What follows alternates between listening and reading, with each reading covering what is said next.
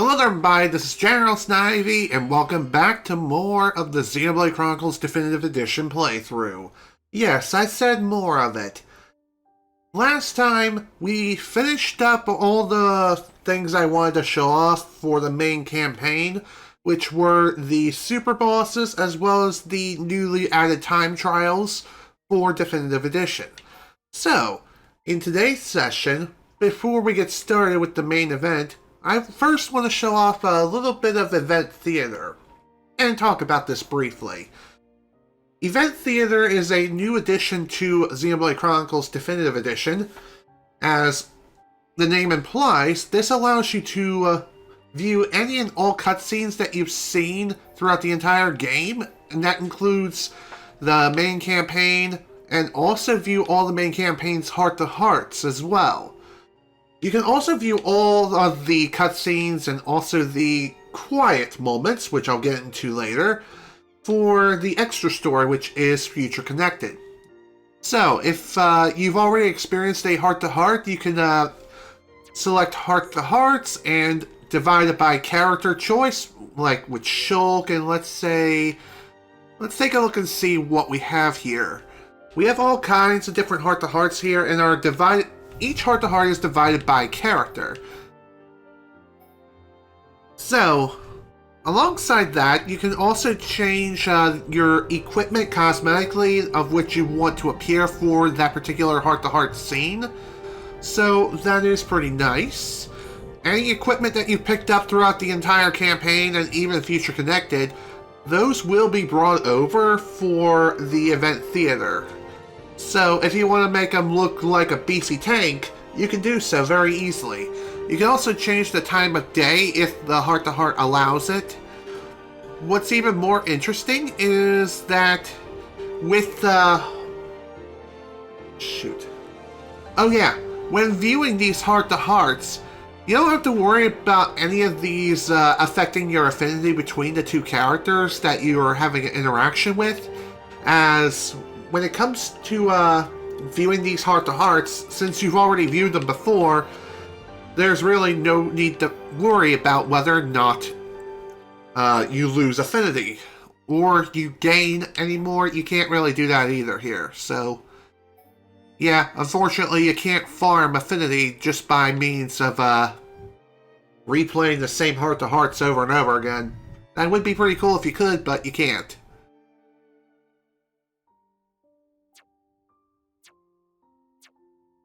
So, that's basically the Event Theater in a nutshell. Basically, if you just want to experience the game's story via the cutscenes, you can, without looking them up online, but really, you really should experience the entire game for yourself first, before even diving into something like that. Speaking of Event Theater, I want to be sure that I have found all the heart-to-hearts here.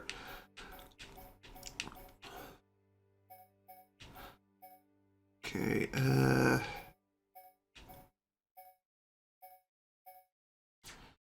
pretty sure a lot of these heart-to-hearts are similar to oh, there is one that I technically haven't shown off yet, and that is First Sight of Snow. I didn't even think about this one. Oops. Well, whatever. You can find this on Valak Mountain, and in order to access this, I think you have to complete a series of side quests to open up a secret door. Afterwards, you can just follow the tunnel all the way down to where the heart-to-heart is located. And I think it also leads to a secret area, too. So, let's go and change things around a little bit for this particular scene. How about something... You know what, let's just go random and see what happens.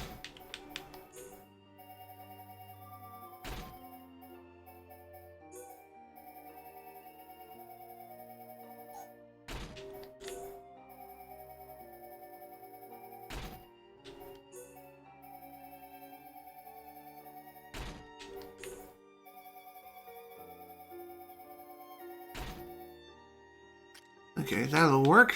Now for Mecha Fiora. By the way, I believe most of Fiora's cutscenes are in her mechanized form, rather than her Hom's form. Which makes sense considering the story and the events that happen throughout the course of the game. You know what I mean, right? Okay. Let's take a look at this heart-to-heart now, shall we?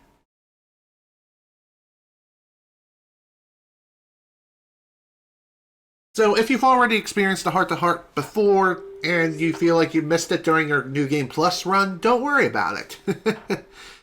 Urgh, I hate the cold. How come? I just do, you know? The snow doesn't help, and I've never even seen snow before. Me neither. It looks so white. Nothing like this ever happens back at the colony. I don't get it. What's up with the balls of ice just falling from the sky? Stupid idea, if you ask me. I'm with you. It's strange. Do you think the people back home would want to see this? I bet they'd be amazed. Yes, I mean, we come from a place that's warm all year round. So in other words, Florida or Maryland. Anyone that comes up here to Maine during wintertime, you're going to have some fun.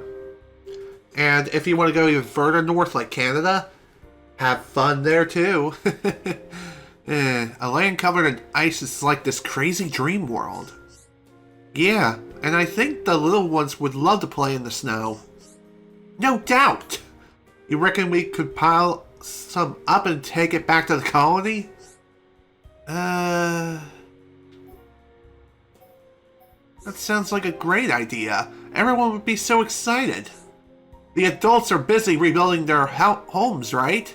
So the kids could play with all the snow they want while they work. Yeah, that's brilliant, Ryan. You should have pretty good you have some pretty good ideas once in a while. You could have left out the once in a while part.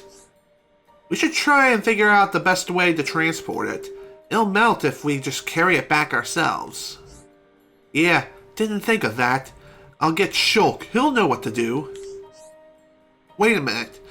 This is your plan. You come up with something. Give me a break, Fiora. You should know me and Shulk work as a team. You never change. Neither of you, I imagine. That was actually a pretty cute heart-to-heart. And considering that snow does melt relatively quickly, especially when exposed to the opposite element, which is rain, then yeah, that would make perfect sense. Let's see if there's any other heart-to-hearts I might have missed. I don't remember missing any additional heart-to-hearts, but just to be sure, let's take a look and see what we need here.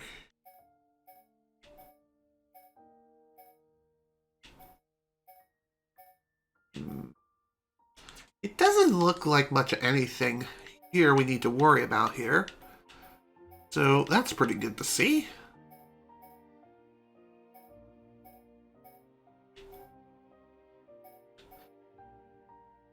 I do kind of want to see if I can show off the proper ending to this. So let's go ahead and take a quick peek and see if I can get the right answers for this. Why? Because this is a pretty important heart-to-heart, as I've mentioned during the main campaign. This actually foreshadows some events for Future Connected, if you manage to pull it off successfully. Otherwise, it's just a regular heart-to-heart. I'm not surprised. I'm sure you loved climbing trees when you were little, just like me. Charlotte good at climbing trees? Charlotte looked like proper lady. Ricky not know Charlotte climbed trees. That's very nice of you to say. I'm really not that ladylike. I couldn't get enough of sitting at the top of trees. Ricky and Little Pond love climbing trees together. But... What is it, Ricky? Oh, one Little Pond not like it. Oh dear, why not? Did something happen to them? Ricky, no reason. When Ricky take eyes away from Little Pond got scared. Little Pond stuck atop of tree and wait for Ricky for whole day. Oh, that sounds horrible. Are they okay now? Other Little Pond at school teased my Little Pond because not climb now. All Ricky's fault. Don't beat yourself up, Ricky. With some love and care, the little one will be fine. And when they're ready, you can take them climbing again. Ricky likes Charlotte's idea. You're a nice hum-hum, Charlotte. And you're a good father, Ricky. The bestest Hero Pond father. Cute. Again, one of my personal favorite heart-to-hearts in the game. Again, you have to answer it correctly, though. Otherwise, it kind of falls apart. Now let's see if there's any others that I might have missed throughout the journey. I wouldn't be surprised if that would be the case. It doesn't look like it as far as I can tell. So really, I only missed the one.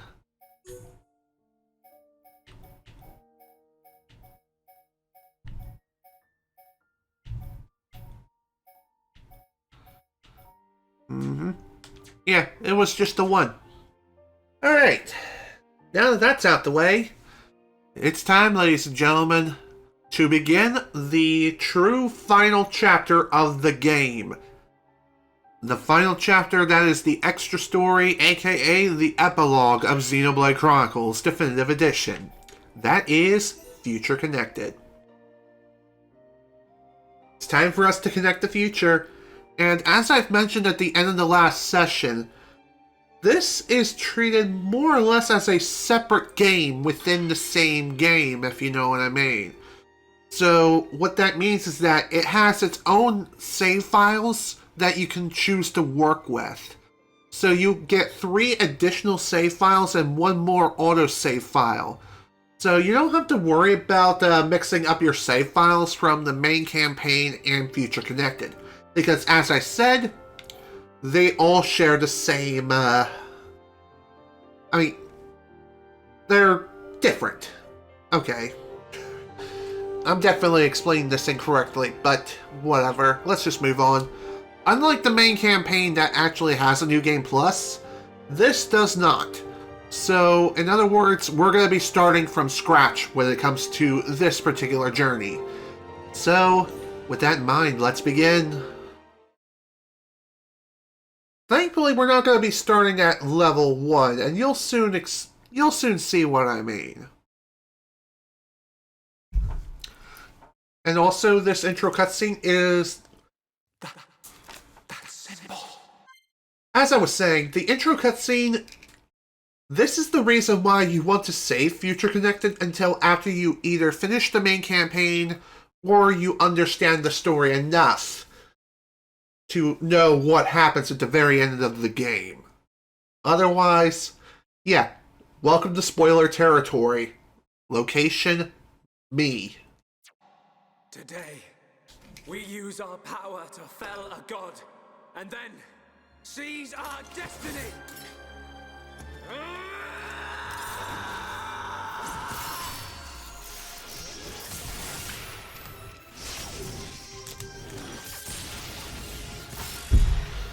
All that I am is fading. The memory of a god's existence, born from the chaos of creation. It is vanishing.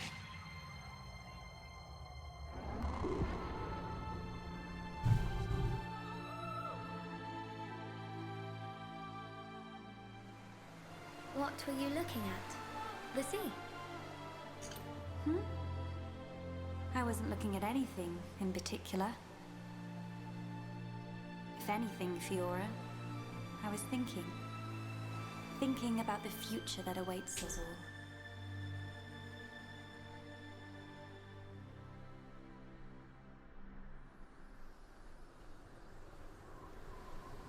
One year later.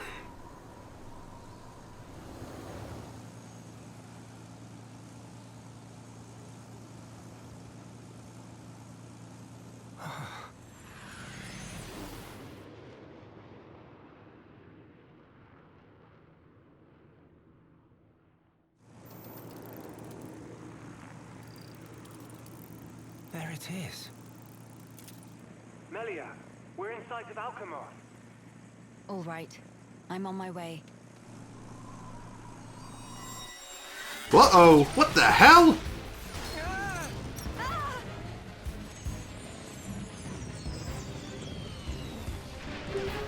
Well, damn. Who knew that Alcamoth suddenly became so hostile?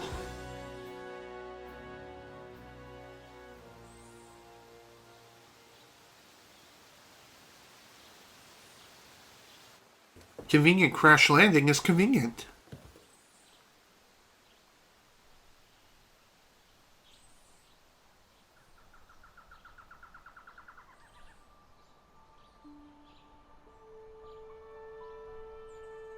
Well, regardless of what happens, we have reached our destination.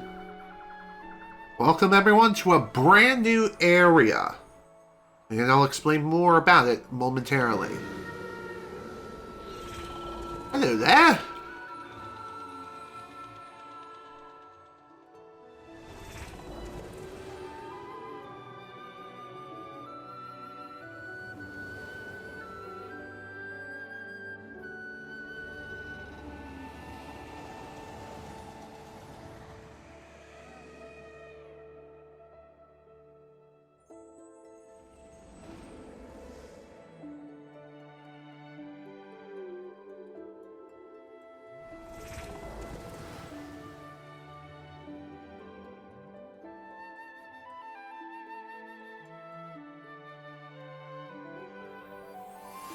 Welcome, everyone, to the newly accessible Bionis' Shoulder.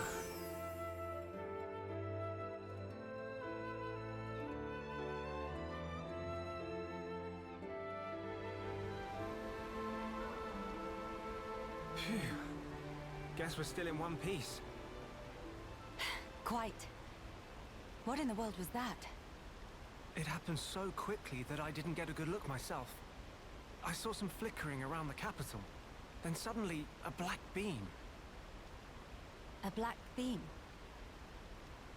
Some new defensive measure, perhaps. I doubt it. The junks. Can it fly? Some components sustained heavy damage. It won't budge until we can swap them out. Right. It's fine. They're not particularly rare parts. They'll have them in Alcamoth.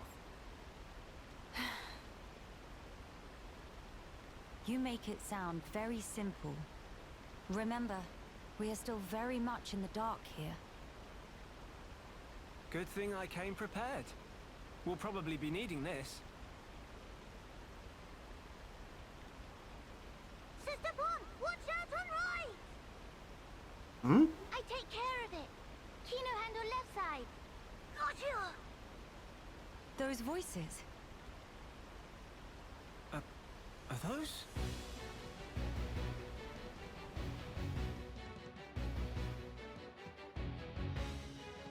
It's Keno and Nene. What are they doing here? Good question. Shulk, we must help them. Of course. No kidding. Anyway, welcome to the main gameplay of Future Connected. A new adventure begins. Some elements of the new adventure are very different from the adventure so far. In other words, from the main campaign. So, really, the differences are relatively minor and there are not too many differences. But there are some that are worth noting, and we'll be getting into those momentarily. The most major points will be introduced in the following pages. As you progress through the adventure, instead of chain attacks, you will unlock an all-new system for performing all-out attacks. You still require a segment of the gauge to revive fallen allies. In the new adventure, Shulk lost his power to see visions. This calls for more caution than before when it comes to your enemy's most powerful attacks. Basically, you have to read them yourself and figure out your best course of action, without any assistance from visions of the future. Some allies will battle in ways not present before. The skill tree has been removed. There are further changes, so keep an eye out for them as you play. And let me tell you, folks, there are a lot of changes when it comes to things like this. Of course, it does have its own collectopedia and its own items that you have to pick up. There's 5 from each category: veggie, animals, parts, and strange. And as I've mentioned, there's no New Game Plus, so all the collectopedia items are basically here, as well as one other location. And other than that, that's the collectopedia. So as far as our starting equipment, we have World Ender for Melia and the Monado Replica EX for Shulk. As you can see, the World Ender only has 1 gem slot, while Shulk's Monado Replica has 3 gem slots. Melia will be able to get her hands on some new weaponry, but Shulk, for the most part, will not. He will basically be sticking with his Monado Replica EX throughout the entire adventure. You also get access to some fairly nice equipment early on too, so that's pretty neat. Now let's see what arts we have currently set up. For Melia, it is pretty lackluster, I must be honest. And Shulk, he has most of his arts and most of his Monado arts as well. I think the only art that he's missing out of his entire Monado arsenal is Monado Enchant. Other than that, all the other Monado arts, including the optional ones, are here too, such as Monado Cyclone, Monado Eater, and Monado Armor, which, let me tell you folks, Monado Armor is a godsend in this frickin' mode, especially.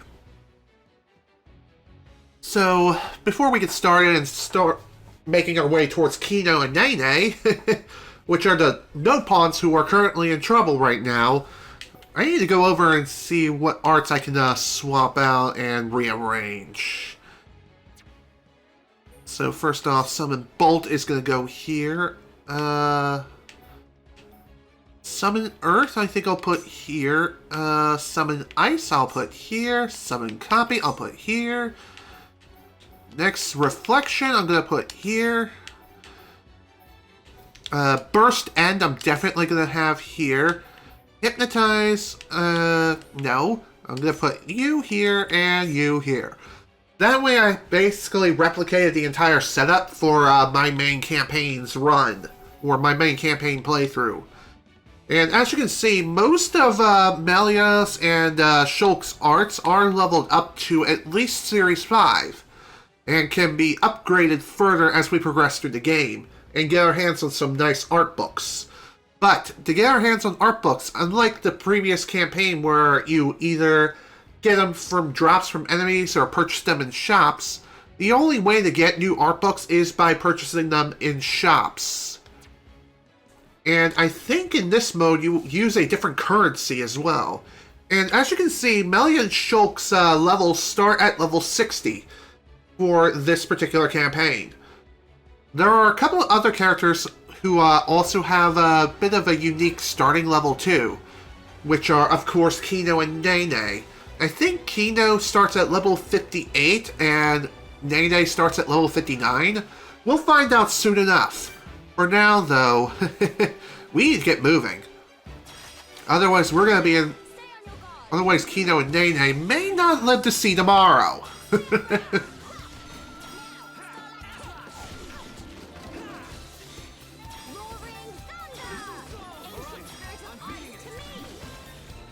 So all in all, Future Connected is kind of a simplified version of the main campaign. A bit of a simplified version, to be exact. I mean, it's not the most simplified out there, as there's still some complex things that you need to keep in mind. But even so, it is something worth mentioning. It's also really important to start leveling up right away.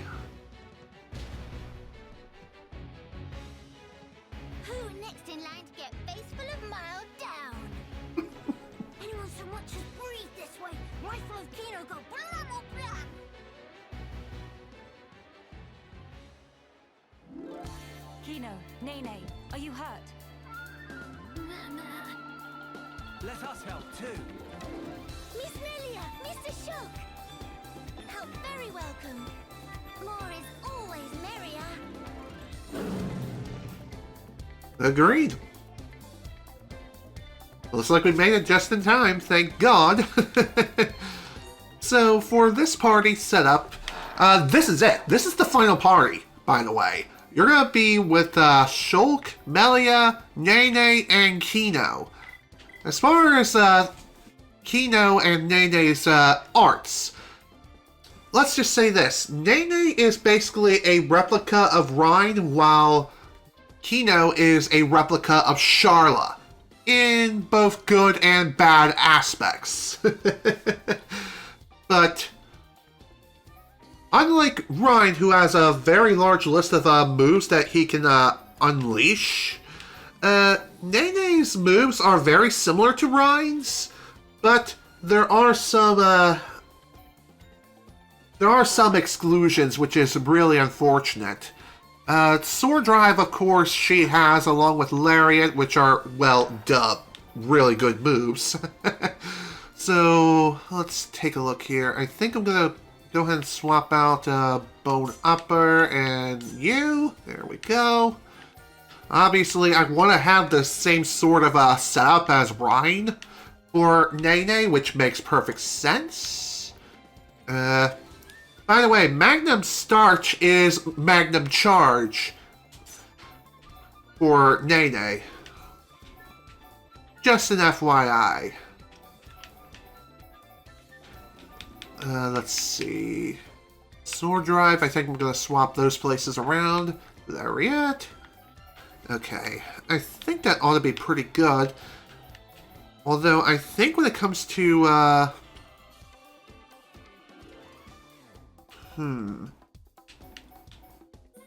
there we go. That ought to work out better. Berserker. Now, for Keno's arts, let's take a look.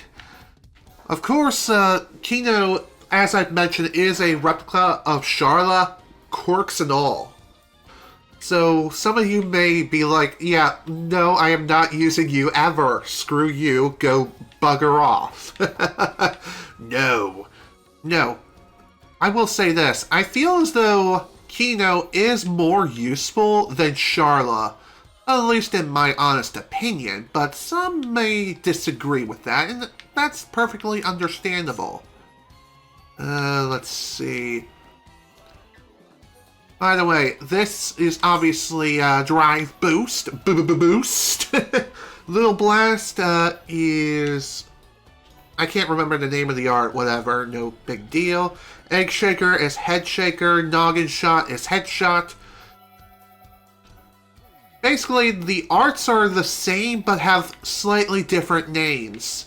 So, that's something to keep in mind. Let's see.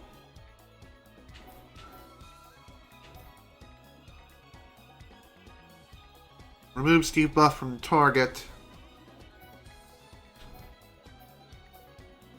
You know what? I think I'll keep Keno set up the way it is.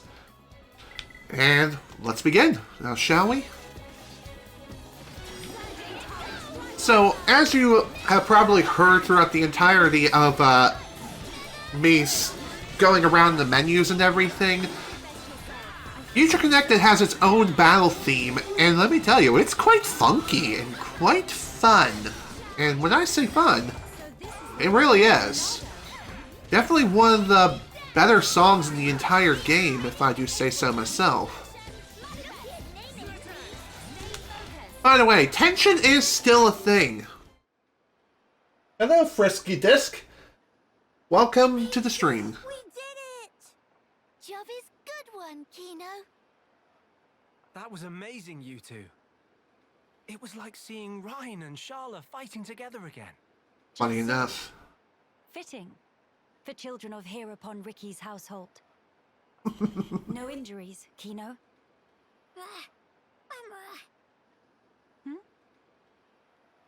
Nene, very, very sorry. Keno, not so good with strangers. Oh, really? Most interesting. Please do not take personally. If we stay here, there is a risk of another attack. We should move to a safer location. Very well. Is this acceptable? Plenty acceptable.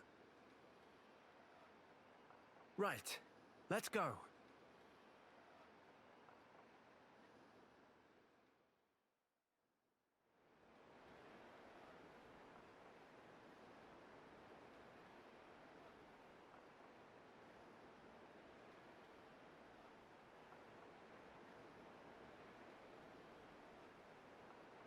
This place looks promising.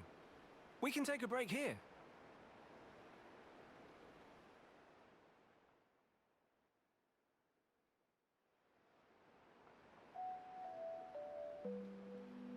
So tell us, what were you two doing out there? Rather, how did you even get here at all?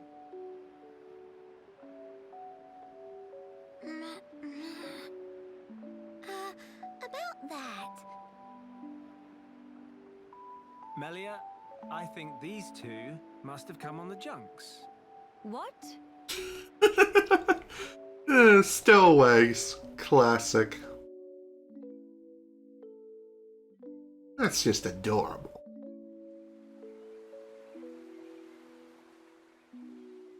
Are you quite sure, Shulk? When you consider their relative positions, I think it's quite credible. The capital, on the Bionist shoulder. So...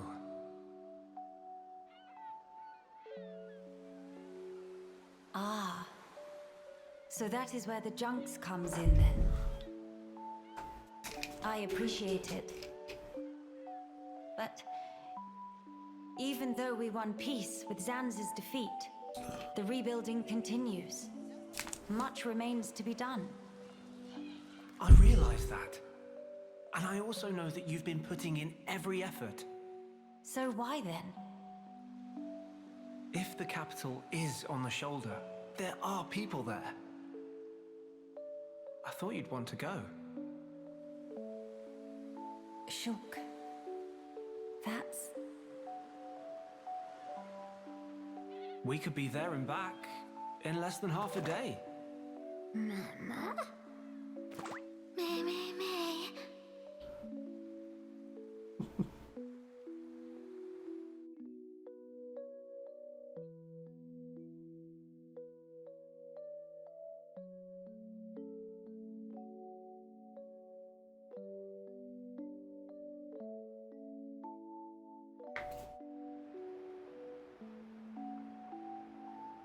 Keno, maybe better to explain. Mama, we're just on a little stroll when we suddenly hear voices.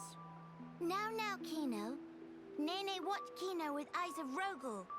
Keno, follow Mr. Shulk from behind and do some sneak peekings. Mama, Sister Pon followed Keno and sneak peek on too. Meh. So you stowed away like I thought. But what for? Aww. Keno always look up to Dedapon. Want to become mighty Heropon too. I'm certain Ricky would be most proud. But how did that lead to you boarding our vessel? Good question. We see opportunity to help people who in trouble. That way, can become friends with people everywhere. Mighty Heropon make friends with every toe step. Or so Dedapon say, at least. I see. That does explain things. Many sorries.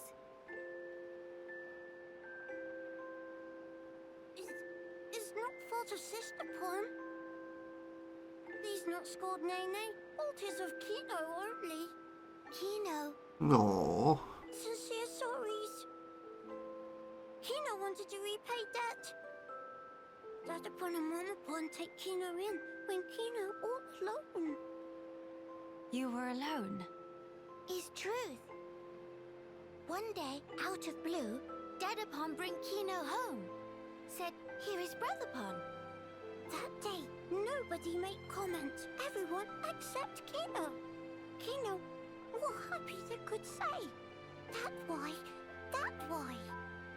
want to become Heropon and repay debt to family. Makes perfect sense. You're really sorry. it's alright. Don't cry. Keno, you do your family honor. Yours is a most noble sentiment. I am utterly certain that Ricky and Oka are proud of you too. Actually, Melia and I are in a bit of trouble right now. We could use the help. For really? Uh-huh. Oh, if Keno must. You really twist wing. But fine, we'll allow to be sidekicks of Keno. No, wrong word. Supposed to say friends.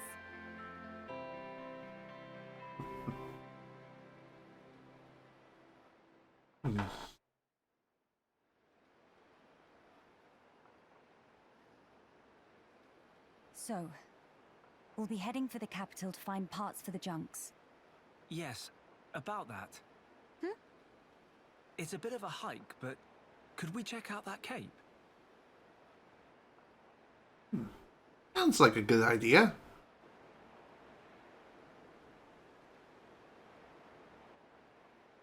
Explain. I'm a bit concerned. What you said about defensive measures. You fear we may come under fire again. Is that it? Yes. It is true. Caution frequently pays off in the long run. Very true. The cape it is. Great, it's settled. Legend of Hero Port Keno! It all started here! Mahey!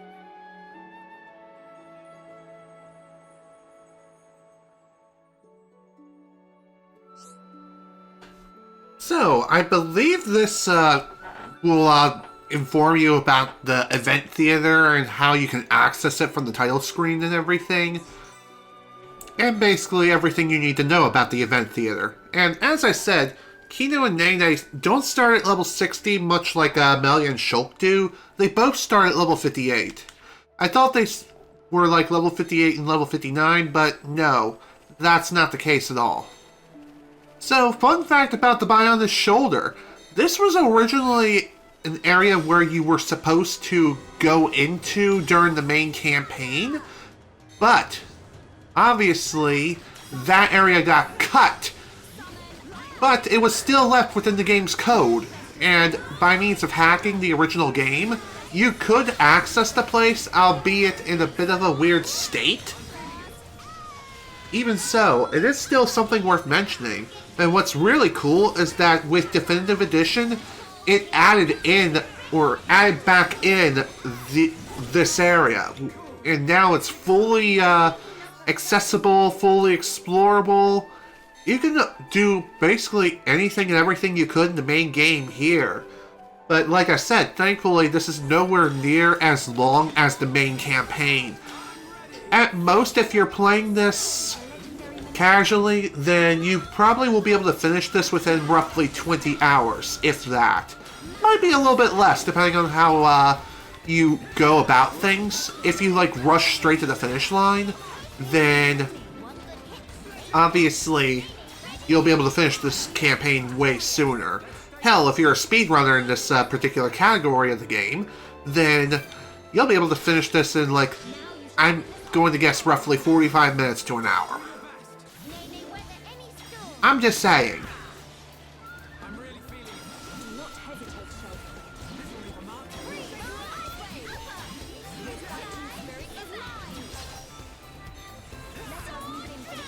So, if you couldn't tell, one thing I will mention here is that, unlike Charlo, who is probably the most hated character in the entire Xenoblade series, Keno is definitely my precious baby boy, and if you hurt him, I swear to God, I will end you right then and there. Nene too. If you hurt Nene, I'll slap you. Now let's take a look at the quiet moments, shall we? Get to know each other in quiet moments. So basically, quiet moments are Future Connected's heart-to-hearts, but there's more to it than that. Investigate that particular icon to view corresponding quiet moments. If you don't already meet the conditions for viewing a given scene, feel free to come back to it when you do. Any quiet moments you've investigated will be added to a list from under the quiet moments in the main menu's collection screen, or collectible screen. You can also use it to check the conditions for viewing each event as you discover them. So, for this one, we need to have Melia as well as Nene in the party in order to view this quiet moment. So, let's take a look.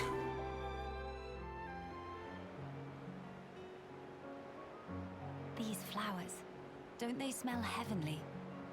Miss Melia is big fan of flowers? Yes, because of my mother. When I was young, she often asked for my help with the villa's flower beds. How about you, Nene? Nene also loves flowers very much. I see. Then we have something in common. Before, when I spoke of them to a Holmes friend, she said flowers are nice, but nothing beats a warm dinner. I got no understanding from her. Finally, fate sent me someone I can communicate with. What Miss Melia say about dinner? Oh, just talking to myself. The dinner part wasn't really relevant. But Nene big fan of dinner too. Most of all, pollen orbs from factory in Frontier Village. They so very soft and so yummy scrummy. Look, that's not... Hold on. Mama? When you said you love flowers, did you mean as a foodstuff? Meh? There is meaning other than? Ugh, I should have known. You're one of them. Nene, listen. Flowers are not simply special because they can be eaten. We can admire their beauty, or use them to create ornaments and works of art. And that is a great part of their charm. Ornaments. Mama! Oh yes, Nene remember. Long ago Dadapon make Mamapon flower crown for giver's gift. Ricky did that. That Nopon has hidden depths. In any case, I would like it if you also had an interest in inedible flowers. If you did, then you too, just like your mother in her own day, may know the joy she felt. Okay, the next time Nene find flowers that cannot eat, Nene will make pretty flower crown for Miss Melia. Huh?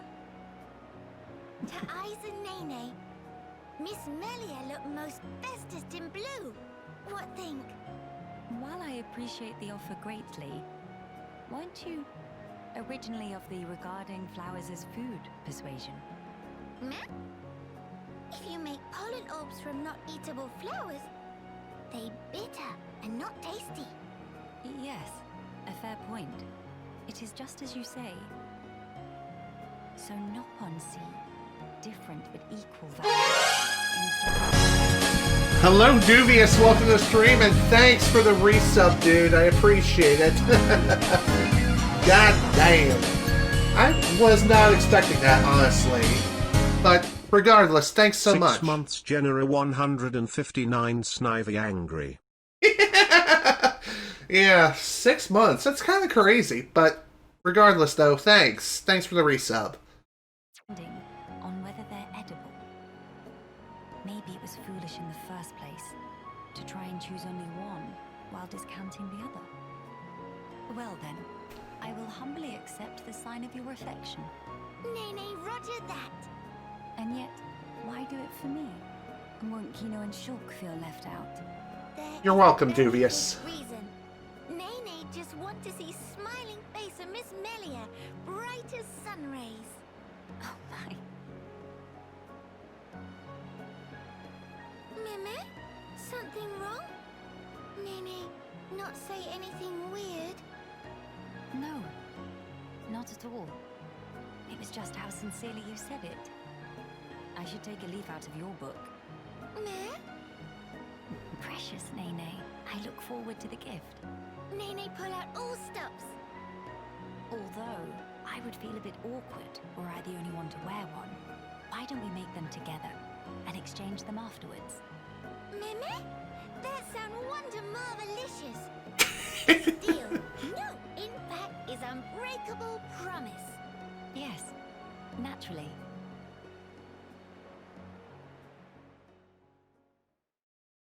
So, if you couldn't tell, unlike heart-to-hearts in this game, the quiet moments are fully voiced. So in other words, there's full voice acting during the quiet moments, which is pretty sweet. Again, a lot of people really wish that they implemented full voice acting for Definitive Edition's heart-to-hearts. I mean, if they could do it for the quiet moments, why not here? Well, I'm going to say it's relatively complex as to why that's not possible. It more or less has to do with gathering everyone back together, getting all the original voice actors and actresses. And a lot of people are very busy, especially nowadays with the current world's events, if you know what I mean. Just saying.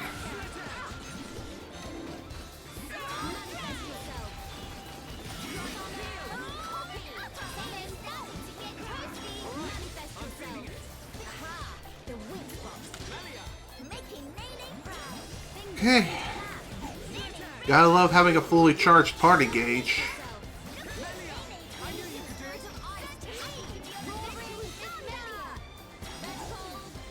Really wish I could use that right now, but no, I can't. That's kind of unfortunate.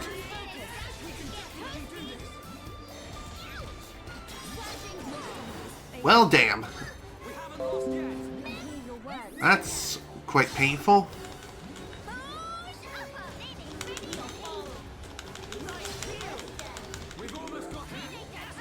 Are you sure we almost got him? Because I'm pretty sure we're just about dead.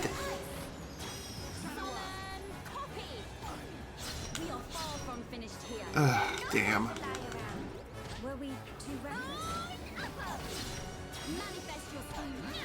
Ow. Well, damn. That sucked. Dang it. Whatever, it's not a big deal. Just like with the main game, if you do end up dying, it's not a big deal. You just go back to the previous fast travel point, and that's really about it. So, just like with the main campaign, some quiet moments are inaccessible until you progress far enough into the story. Once you get close to the very end of the game, or at the very end of Future Connected, most, if not all, of the quiet moments will become available. There might be some quiet moments in which you cannot access until viewing other quiet moments. Just saying.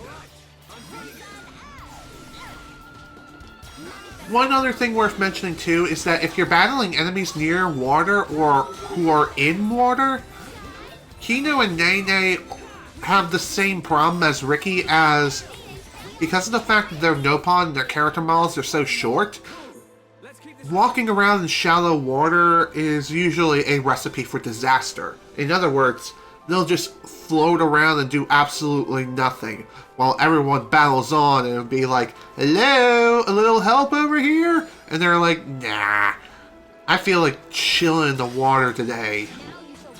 Why don't you take a dip for yourself?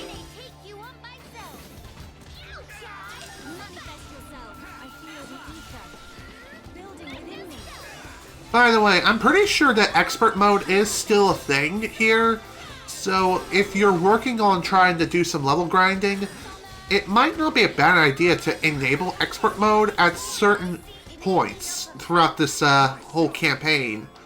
Especially when you're trying to deal with certain quests. And yes, there are quests for Future Connected. So yeah, that's something worth mentioning. Also, this congratulations thing, this does not pop up until after you completed the extra story at least once. So that's something to keep in mind. I'm not going to be going over what that congratulations means or what it really does. Just, I think I've already gone over it anyway, so whatever. Let's not worry about it. So, anyway, whenever you defeat enemies or discover new landmarks, etc., etc., you gain AP as well as XP. EXP, like experience. There is no SP to gain in this mode, obviously, since there's no skill tree to worry about.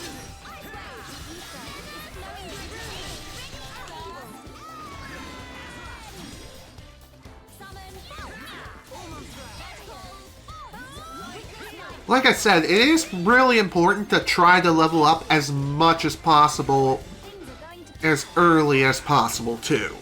As, even though the enemies seem relatively, not that challenging, you can still get your ass kicked very easily by a large number of enemy forces at once. It's very easy to end up getting overwhelmed very quickly, and let me tell you folks, that's not fun. Official staff. Neat. New weapon for Melia. Let's see. Slightly stronger, but no gem slots, but really, it's not that bad. Also, just like with the main campaign, you can change around your equipment cosmetically. And I believe after you finish Future Connected at least once, then you'll be able to bring over your cosmetic equipment from the main campaign to Future Connected. Same also holds true for bringing over the equipment cosmetically for Future Connected. Such as Shulk's new Monado replica. Just saying.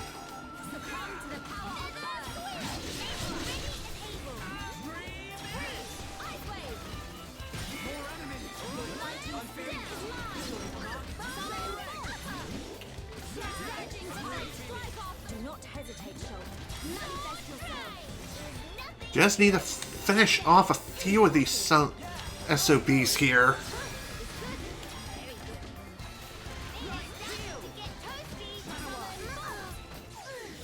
Well, damn. This is a mess. Ow. All because these damn birds that just had to fly in out of goddamn nowhere and completely annihilate us all. One more thing worth mentioning here is that affinity is not a thing at all in Future Connected. I believe everyone is programmed to have max affinity at the very start of the game, and you don't have to worry about losing affinity at all.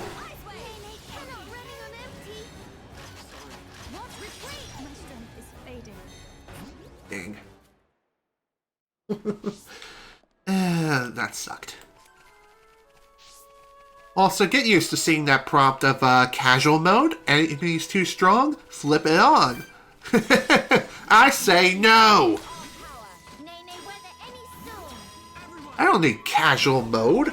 I'm a hardcore badass! I'm kidding. No, I'm not. But even so. It's not like enabling casual mode penalizes you or anything like that, no. What it does is that it makes it so enemies don't deal as much damage and you deal more damage to the enemies yourself. Plus, I believe spike damage is not as strong versus having casual mode off. But even so, it is something to keep in mind. Looks like we have a new equipment for Keno here. Keno 141. For anyone who's played Modern Warfare 2019 will get it. Everyone else, just, you'll figure it out. Alright, let's see if any more boys will, try to ruin our day. The thing about the birds around here is that they're pretty damn strong. They are labeled as yellow enemies, as you can tell, and let me tell you, these things do not mess around.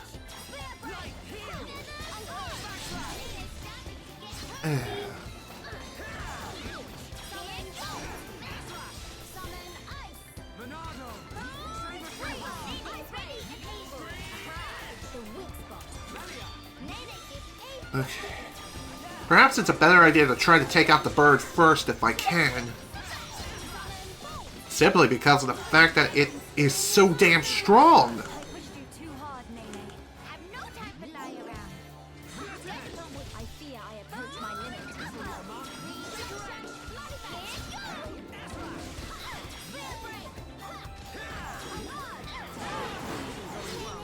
No kidding. And everyone is dead again because of this stupid freaking bird. Pretty sure we have. But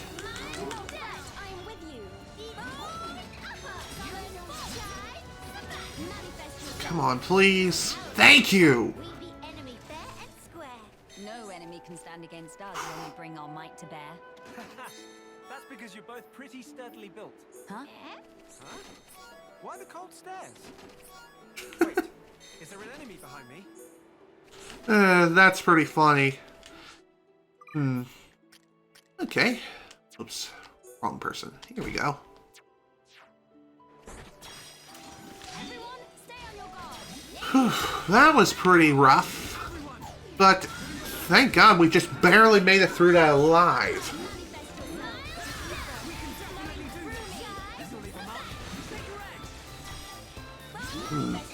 Perhaps after this battle I'll see if I can level up some of my arts with certain characters. We'll see. Cool. Let's keep this up. Let's take a look here.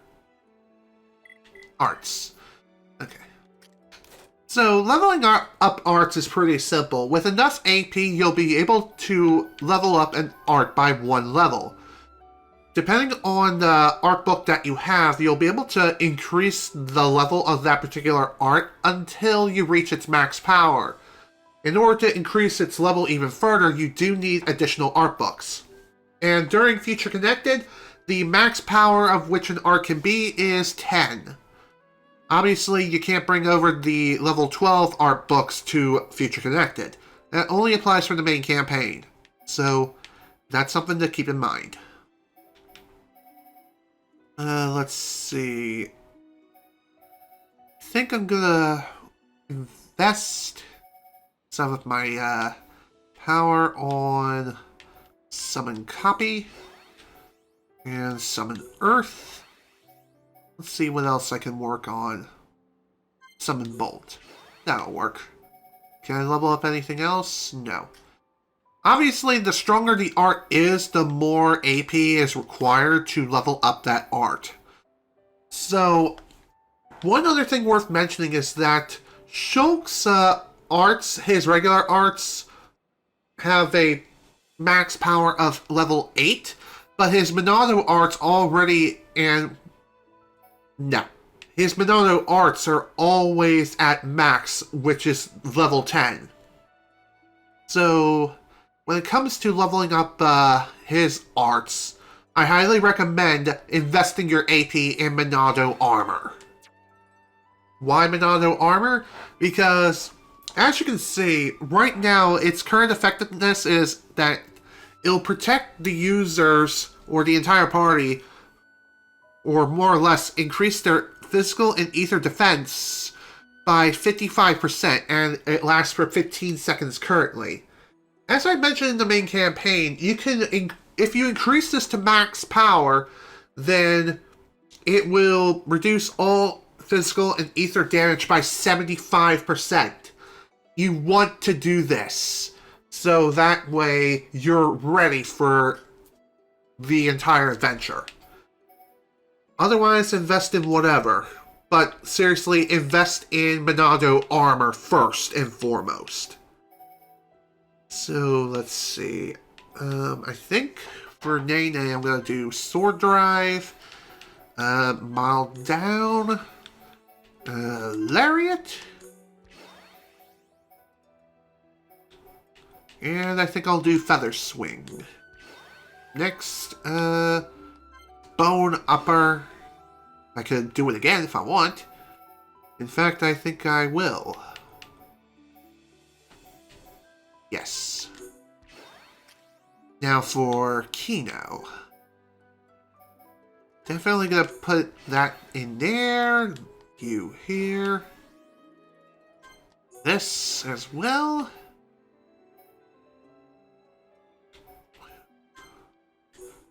There we go. That'll do it for now. When it comes to these arts, I'm gonna see if I can upgrade them throughout the course of this entire campaign. Oh, great. Great, we got birds. Birds are us. I mean, better to have it target us now versus during a fight.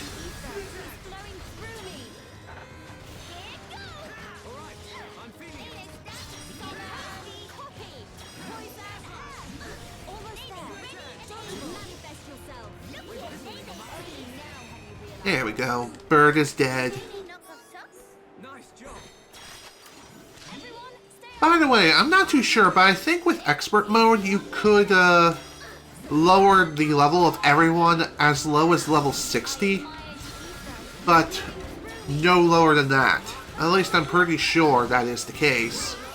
I'll have to see if that is the case or not in just a moment. For now,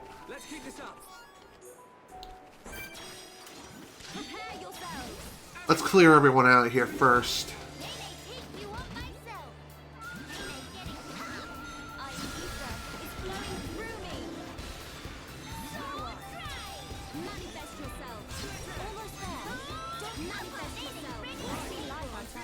There we go.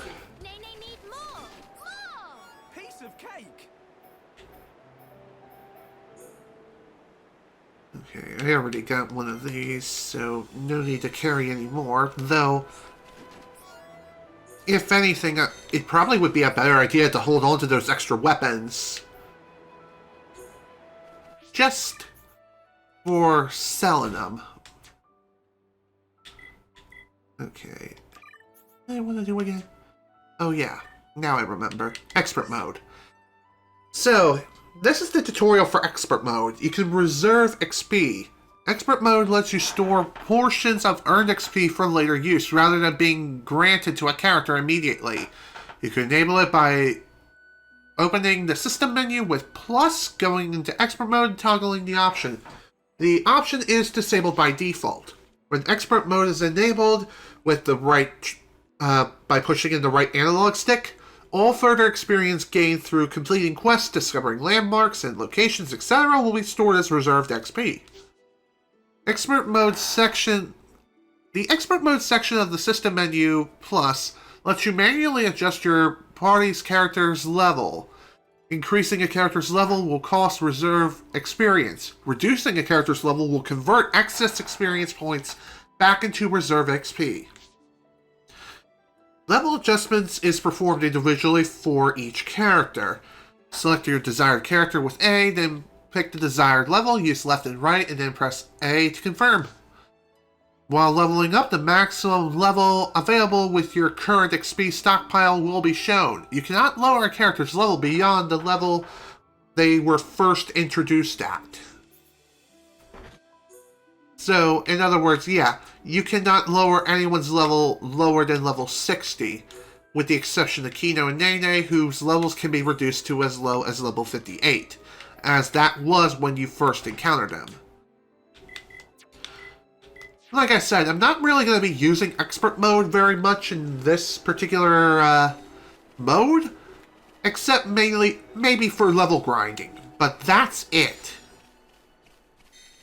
As when it comes to gaining levels in this game, when you reach a certain threshold like level 80, most enemies will be all but pushovers. After you reach level 80, that's when you can consider enabling Expert mode. Alright, first off, let's go ahead and fill in our collected PDF for some of these items here. There we go. By the way, just like with the main campaign, there are unique monsters out here roaming around and about. If you manage to defeat a unique monster, they'll, instead of rewarding a affinity coin, they'll actually reward you with something else. As far as what that other thing is, I don't remember exactly what it is. But we'll find out soon enough.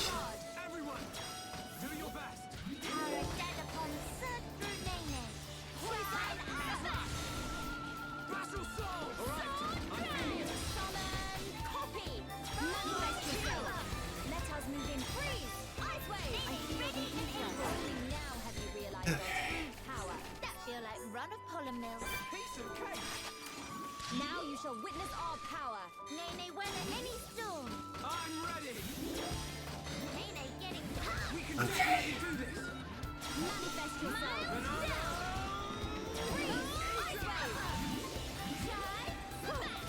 So this is the legendary Monado. Now have you realized our Alrighty, that takes care of that. Pretty sweet. we need more? One thing I may consider doing is, in between sessions, I might do some off-screen grinding. It depends on how I'm feeling and what needs to be done.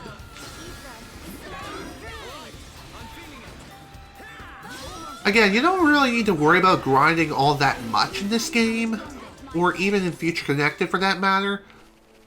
Obviously, with some exceptions. Those exceptions being for if you're doing certain quests. Some quests will force you to fight some very powerful monsters, and some may even drive you to freaking drink. Believe me, I've had something like that happen before, and let me tell you folks, that's not fun.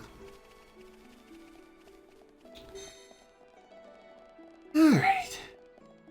By the way, you may notice these ether deposits here. Unfortunately, we need a special tool in order to mine these ether ether deposits. Why? Don't ask questions. I'm guessing that because of the events that happened in between Future Connected and the end of the main campaign, ether deposits are becoming increasingly rare. So, on the Bionis shoulder especially, I think this is explained that the ether deposits are much harder than those on the Bionis itself. So, figure I'd throw that bit of trivia out there.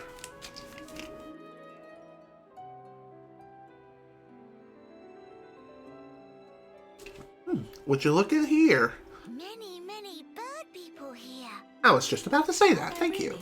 Only High Entia living here. Oh there, strangers. Oh, hello.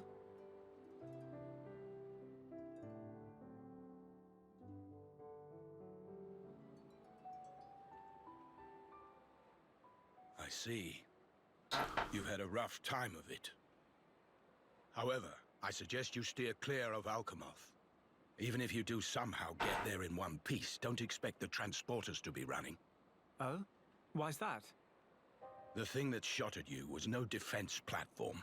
It was a monster we've taken to calling the Fog King. The Fog King? Yeah. Suddenly showed up in Alcamoth a few months back. From what I gather, you're from the Imperial Guard. Are the swords you carry just for show? Taking a sword to it is folly. It laughs at our attacks. It's like hacking at smoke. Blows pass clean through it. Must be ghost. Must be bad hit detection. Dum-dum. So that's why you call it the Fog King? We fought in defense of our home. We were ready to die, and many of us did. But in the end, it won us nothing at all. The Fog King's attacks tore into us hard. Eventually, we gathered the High Entia and anyone else we found, and gave up the capital, so that we might live. How awful. My grieving heart belongs there. Our heartland, our capital. Yet I cannot even mourn it.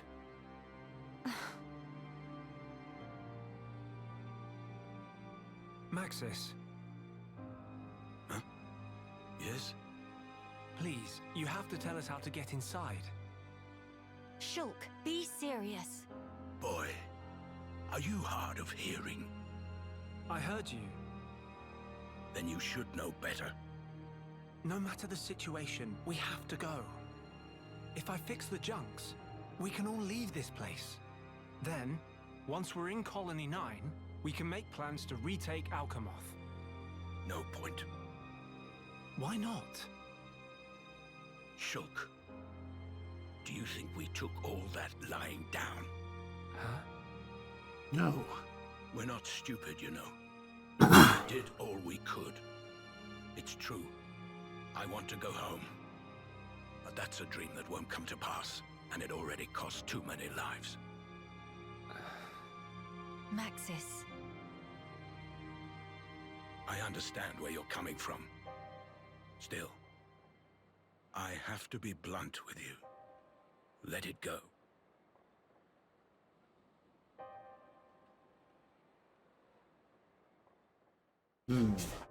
I can definitely tell his poor spirit is broken to a million pieces.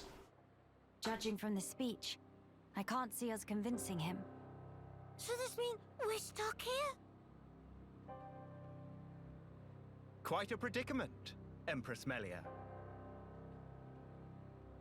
Hello, who are you? Who are you? How do you know my name? I humbly beg your pardon. Gelgar, at your Majesty's service. Formerly of the Personal Protection Division of the Alcamoth Guard Regiment. Is that so? Then the pardon is mine to beg, Sir Gelgar. And please, dispense with the Majesty. Perish the thought, your Majesty. The recent war has rid us of the wicked purebloods. A new age dawns, and we half-breeds are chosen for its caretakers. With you, Lady Melia, as our shining paragon, I cannot but address you as Majesty. I have no patience for wheedling. Especially from knaves who spit on their ancestors. I Exactly. would never dream of doing such. Oh, really? Because you just did. Truth, no more. As you wish. But the Majesty address is burdensome to me. If you absolutely insist. Until you deign to acquiesce, Lady Melia will have to suffice. So kind, Sir Gelgar. Make no mention of it, Lady Melia. Sir Gelgar, we really need to get to Alcamoth, no matter what. Ah yes, I have heard your exchange with Maxis. Hindering the Empress's triumph. A narrow-minded fool, if ever there was one.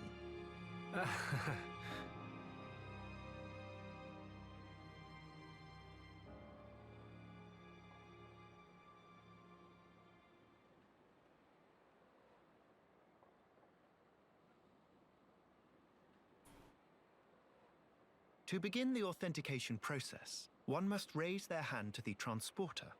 The device is configured in such a way that only some of the High Entia in this land and the Imperial family may pass. Hence, Lady Melia should not have the slightest issue activating it. A similar mechanism to the tombs, then. That's our ticket into Alcamoth. Yes. Tasty news! Friend Gelgar is good friends! Kind thanks, Birdmister. Not at all. I am but a humble servant in Lady Melia's employ. If it not displease my ladyship too grossly, may I offer you my companionship on your journey? I have a modicum of skill with the blade, please rest assured. I appreciate the offer, but must refuse. We do not lack for strength. Indeed. A great shame. Should the need arise, I shall remain ready to serve. Certainly. By the way, Sir Gelgar,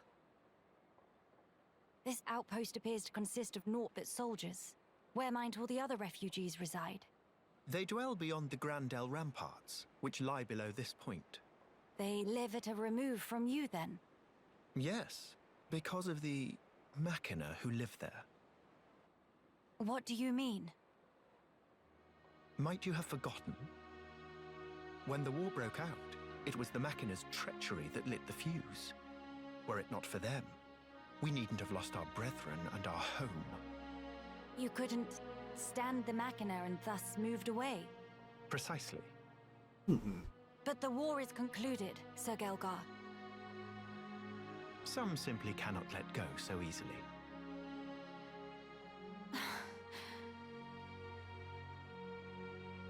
Melia, shall we go see for ourselves?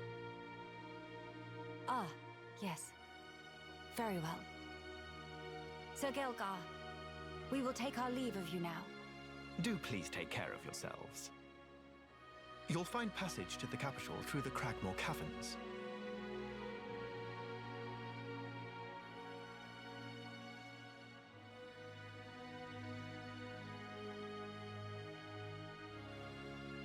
Sir Gelgar, thanks for this. See you friend later. Please to be extra careful of self. The same to you all.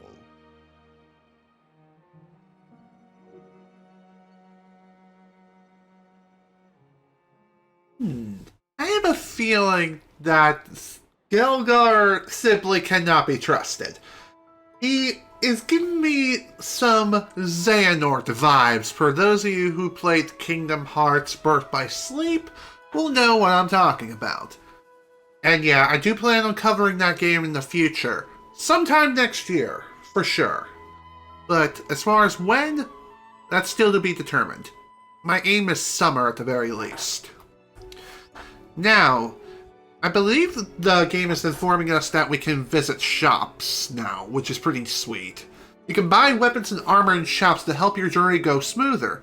In this chapter of your adventure, you will not find armor among the spoils for defeating monsters, but you may find weapons that differ from what the shops have on offer.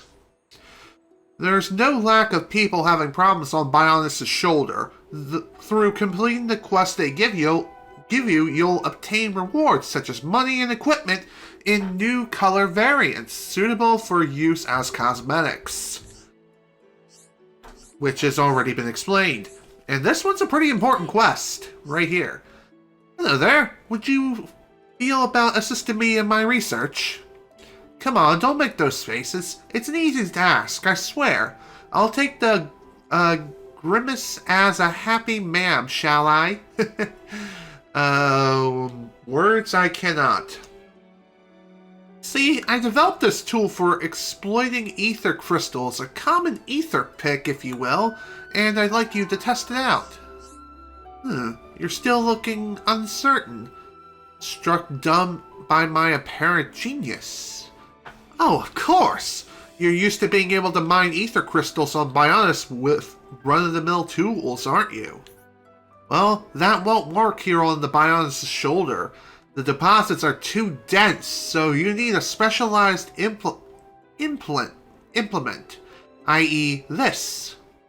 Previous iterations of the ether pick were pretty heavy machinery, though requiring training and a license to operate. So to cut through the rigmarole, I've looked into developing one that even laypeople like you could use right from the off. If you prove me right, I'll even let you keep it once you're done. How about it? Sounds good to me. Oh, you'll do it? Well, that's just grand. See, I made the thing, so it won't mean anything if I only tested it myself. Thanks. I used to have an assistant helping me, but they seemed dissatisfied for some reason and ran off before I knew it. Just mosey on up to the ether deposit here. Have the common ether pick, use it to get the ether give the deposit a good whack. Do let me know how you get on. Sure.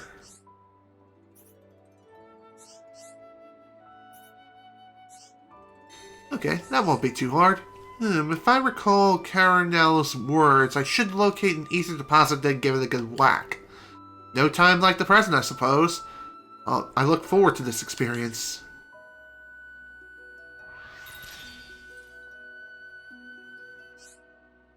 Well, that didn't sound too good.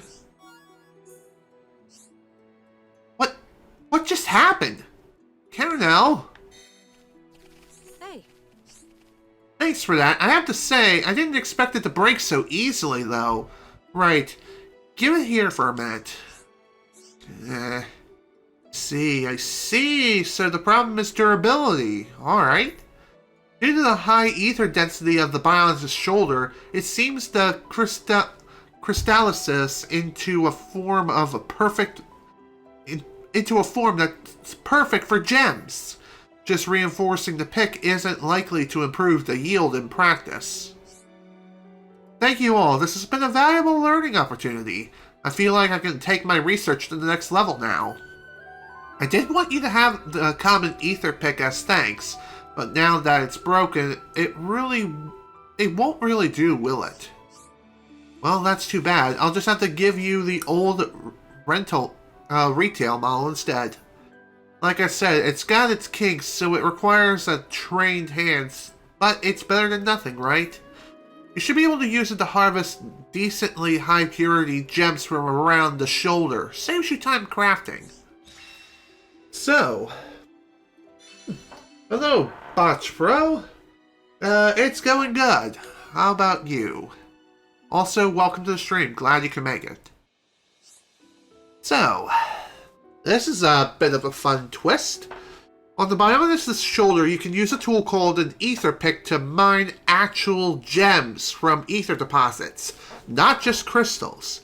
If you exhaust a given deposit, check back after a while, just like in the main campaign. As you progress through the story, you may be able to obtain a more efficient ether pick. With a better ether pick, you can mine gems of higher rank. Okay, cool. So, when it comes to our current ether pick, I believe the highest rarity that we can get for our gems right now is rarity 3, then again, might be rarity 4. Regardless though, let's go ahead and equip a couple of gems if we can. Okay, that ought to be good for now. Let's take a look and see what the shops have to offer. Hi there. And as far as selling items is concerned, what I would recommend you do is change the sorting method from most recent to, let's sort by name. Just so that way, if you have any duplicates, you can sell the duplicates.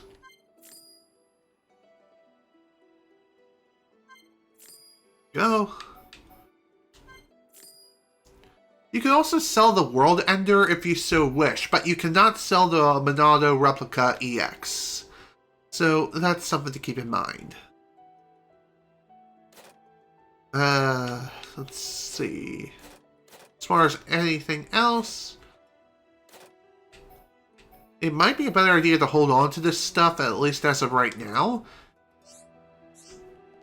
I'm just saying, it might come in handy for later. I just have a feeling that's the case. I feel as though the consumables that you find on the field are not really all that important in this version, or no. They're not all that important in Future Connected. But they are paramount in the main campaign. Let's take a look at this quiet woman, all grown up. You need Shulk as well as Nene in the active party. Brother, sister pun. Hope they're not giving Mama pun too much trouble, buckets. That's cute. Nene, there you are. Something the matter? Keno's been looking for you. Something about stubbing his toe? Little pun never change. Nene will rub back later and go, there. You're a good sister, Nene. Or maybe more like a mum. By the way, what were you doing out here, Nene? Nene been reminiscing about Frontier Village, tiny bit. I see. So, that's where you were living before? Obviously. In past, Nene always adventure into Magna Forest with brother Sisterpon and climb trees every day. I assume you were the responsible one then? That silly question. Nopon boys all good for nothing lazy bones. it all too much for Mama Pond to handle, so Nene have to help take care of Brother Sister Pond and Dada Pond all for long. I wonder what Ricky would have to say to that. Dada Pond, after he'd chosen for Village Hero Pond, and set off on great adventure with Mr. Shulk. House become total pigsty, hungry little pond underfoot everywhere. Wow, I had no idea. Wait, was this after Ricky joined us? So that must mean... Yep, before Nene became friends with Mr. Shulk and friends here. We actually met 1 year ago, back in Frontier Village. Dada Pond, stomach rumbly rumbly. Dada Pond, need food. Dada Pond, give grub.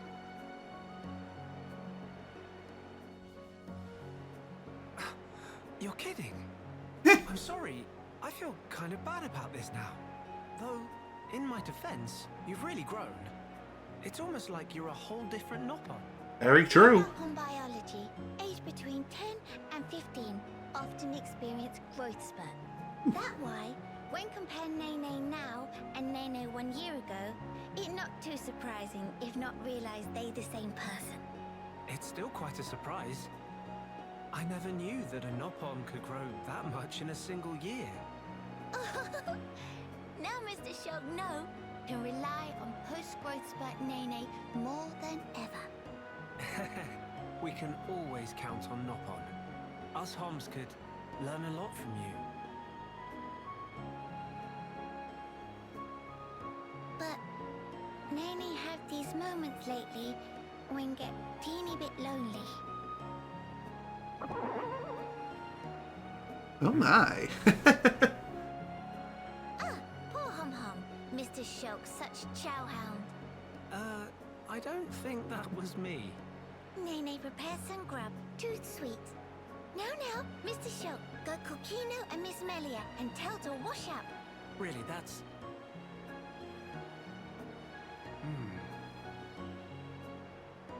We thought she was so grown up for always taking care of Keno. But really, she's just a kid.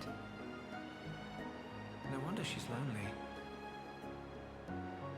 Mr. Shulk, something happened? Tell me too rumbly to move, or what?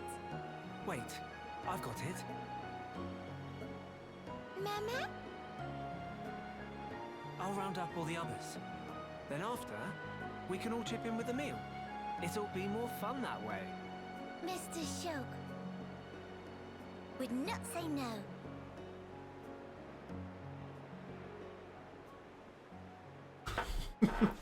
That's just adorable. So, anyway, when it comes to the ether deposits, I'm pretty sure they work roughly the same when it... Yes, Nene is indeed a cutie. And so is Keno. Keno's the best. But anyway, as I was saying, the ether deposits work roughly the same as they do in the main campaign when it comes to particular categories, but the gems of which they produce here offer different results, such as, I believe the blue ether deposits have gems that more or less surround about healing, as well as raising max HP. As far as the light blue ones, I believe they center around ice-based sort of things, as well as raising ether-based defense. At least I'm pretty sure that's how it works. So that's something to keep in mind.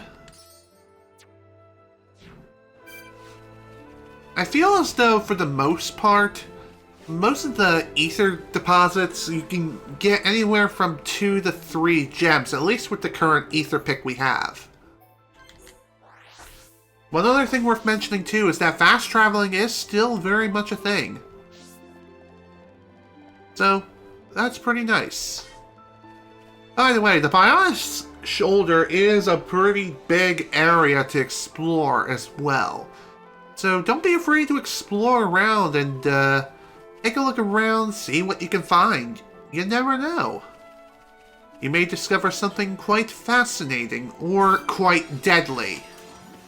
Be careful of where you explore though, and try not to wander into an area that are basically infested with enemies that will send you to Shrek's swamp faster than you can blink.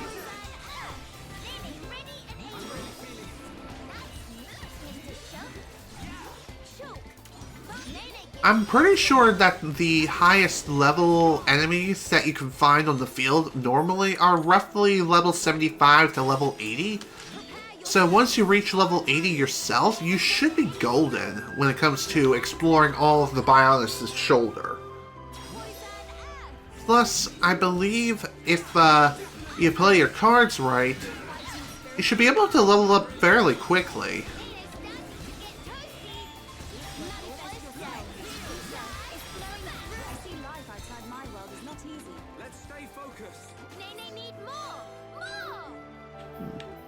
Another official staff. Almost said officer staff.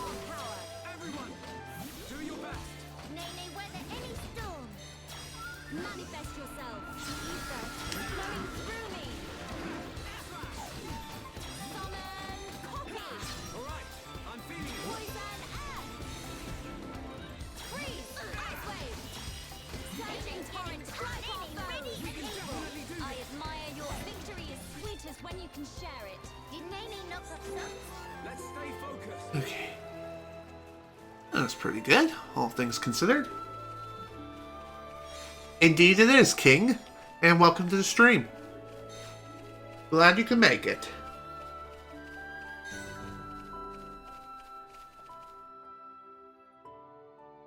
Hello, good sir. Who are you? Before friends pass here, pleased to hear a story. I sense an ordeal in our immediate future. Meh. Gratitude for stopping in tracks. What is matter? Matter is a bit complicated, to be frank. If we can help, we would like to do so. Meh. Although, we pretty much only just arrived here, so if it's directions you need, we might not be the ones to ask. Issue is not about where to go, actually. It is about tracking down friends. They get lost?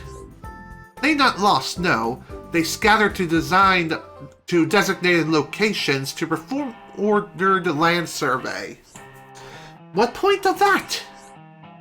Measuring relative and absolute elevation of terrain, plot distance, and other such. Oh no! Completely forgot to do mandatory self-intro! Qualified, certified, satisfaction guaranteed, Ified.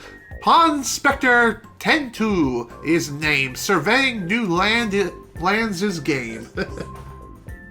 Pleasure to meet you too. Pleasure to meet you, 10-2. I'm Shulk, and these are Melia, Nene, and Keno. Pleasure all belong to 10-2.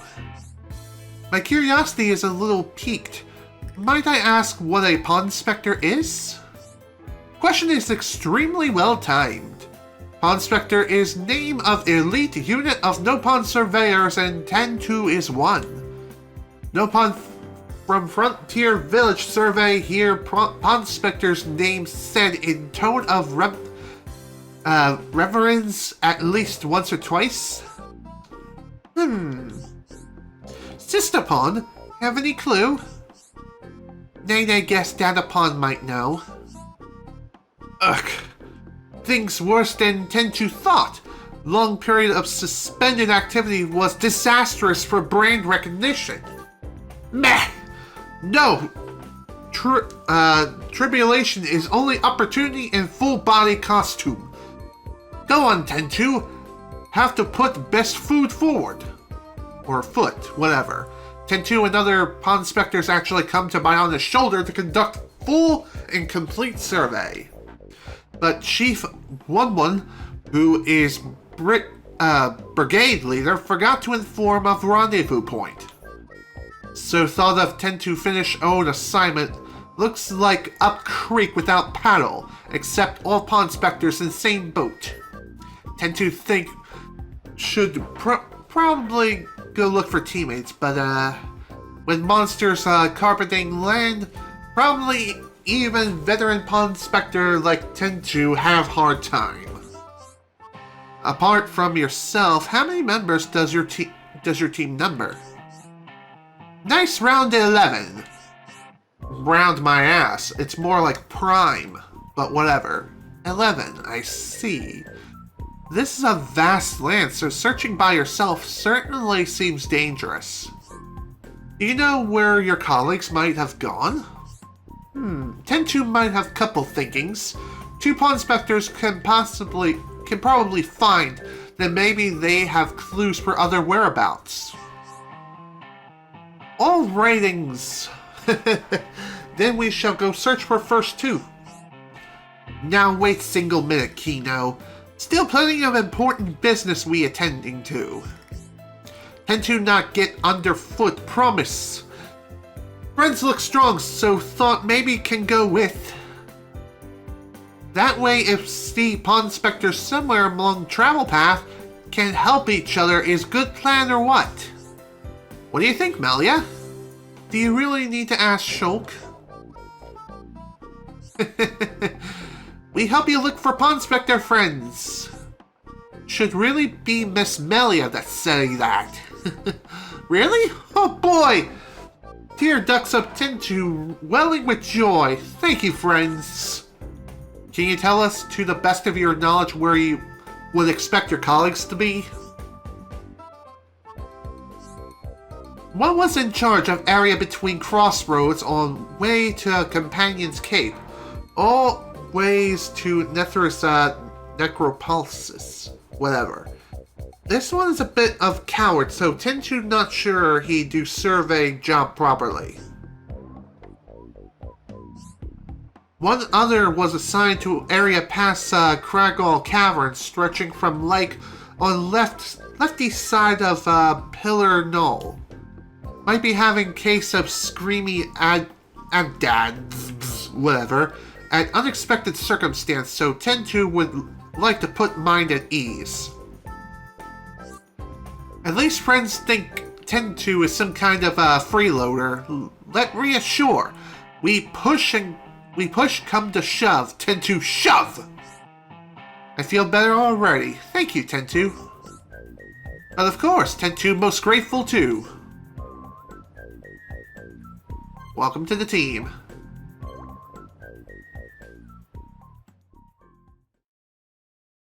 So, as we explore around the Bionis shoulder, we're going to be looking for the Pawn Spectres. The Pawn Spectres are an elite brand of survivors from Frontier Village split between red, blue, and yellow teams. If you can befriend members from all 3 teams, Shulk and friends will gain access to a new kind of special attack, so try to seek them out whenever possible.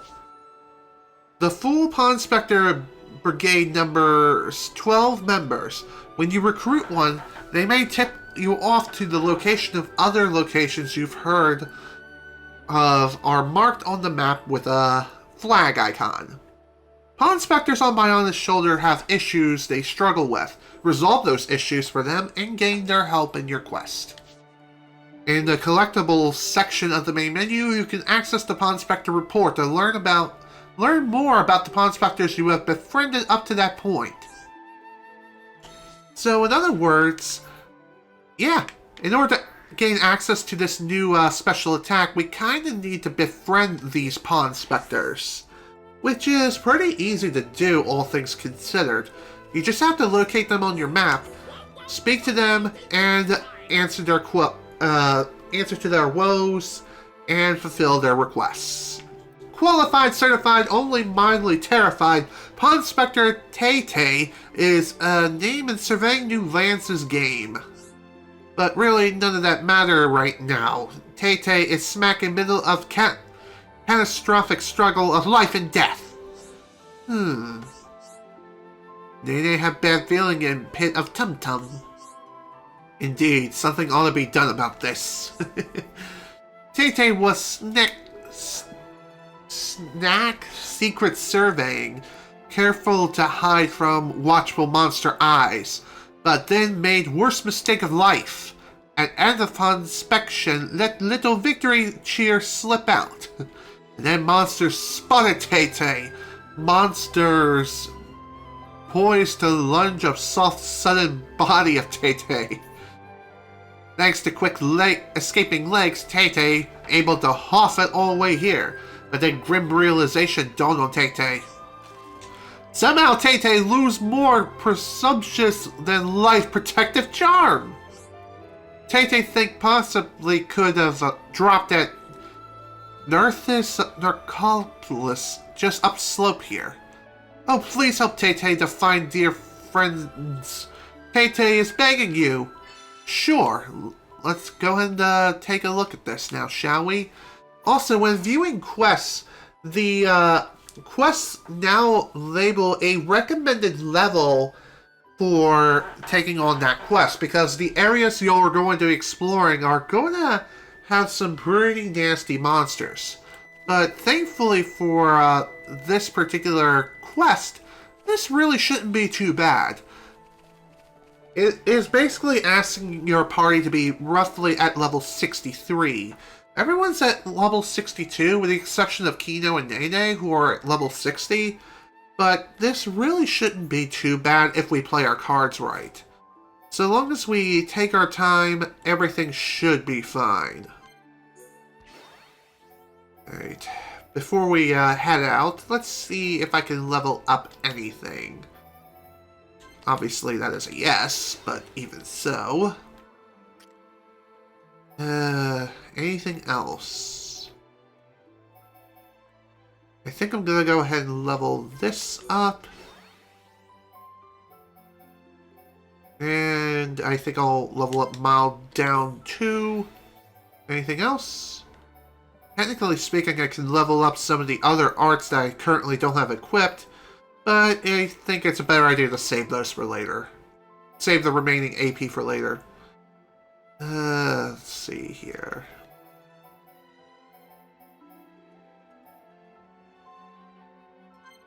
Go ahead and do that. And that. And that should be good for everyone for now. As long as we keep our encounter numbers relatively low and fight only like 1 or 2 enemies, we should be fine.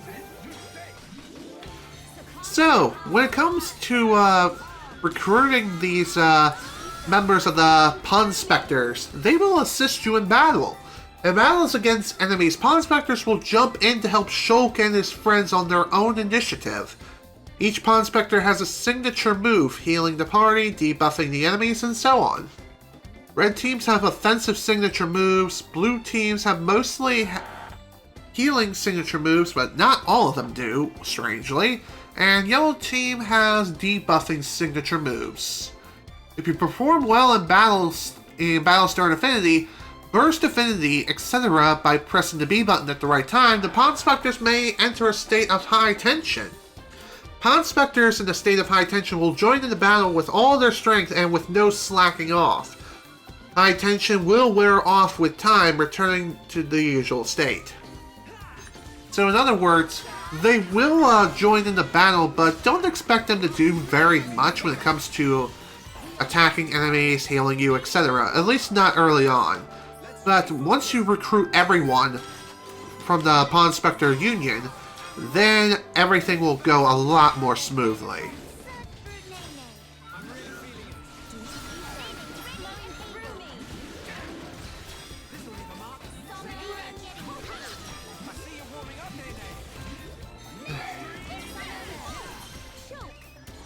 Very nice.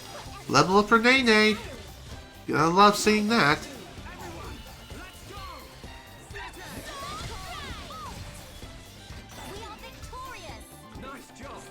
There we go. By the way, if you find that that having the Pawn Specters on screen is a bit too obnoxious, you could always change your display settings to make it so the Pawn Specters only appear when in battle. But you can't really, quote-unquote, get rid of them completely, so that's something to keep in mind.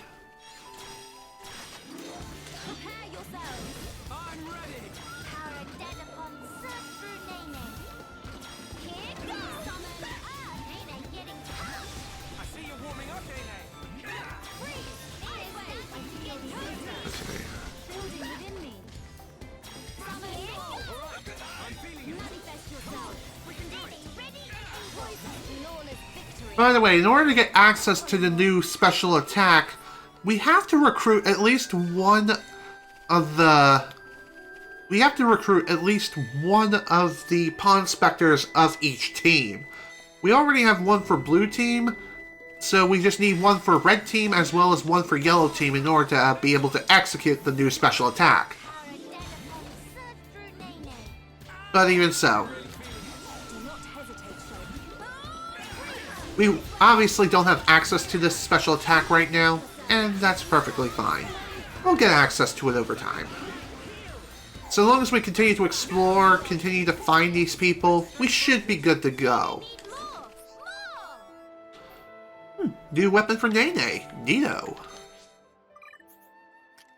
Strangely, when it comes to Nene's weaponry, I feel as though her weaponry is more rare than any of the others. Then again, maybe that's just me having bad luck. But even so, it is something worth pointing out. Okay, let's go and fill in more of the Collectopedia. Here we go. I'm pretty sure you can complete roughly 95% of the Collectopedia just in the first area alone. But as far as the remaining 5%, you do have to explore more of the Bionis Shoulder in order to fully get access to everything for the Collectopedia. And completing the Collectopedia, like I said, rewards you some really nice items. Especially if you complete a single category and even the entire area as well. You'll see what I mean soon enough. Or as we progress through the game.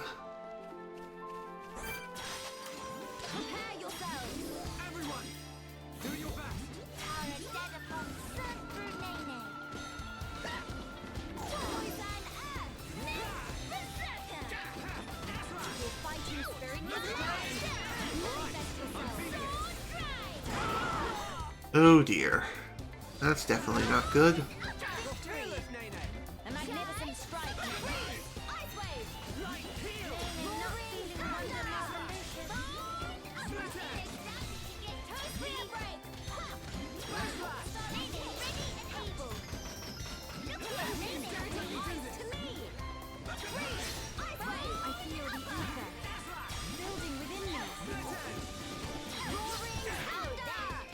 Okay, that wasn't too bad. No enemy can stand against us when we bring our might to bear. That's because you're both pretty sturdily built. Huh? Huh? Why the cold stairs? By the way, you may notice some red orbs floating around about at different parts of the Bionis Shoulder. You definitely want to grab these as they are needed for future quests. Especially when it comes to the Pawn Specters. If you're not really going to be doing any quests on in Future Connected, make it a priority to complete the quests from the Pawn Specters. Just so that way, when you finish them, you can bring them to your party and everything will work a lot more smoothly. Especially for the end of Future Connected. You definitely want to have all the Pawn Specters if you can. I mean, if not, it's not that big of a deal. It just makes things so much easier for sure. Let's see. No new items. Okay. I wasn't sure if I had any new items or not. Anyway, welcome to this mysterious temple-like place.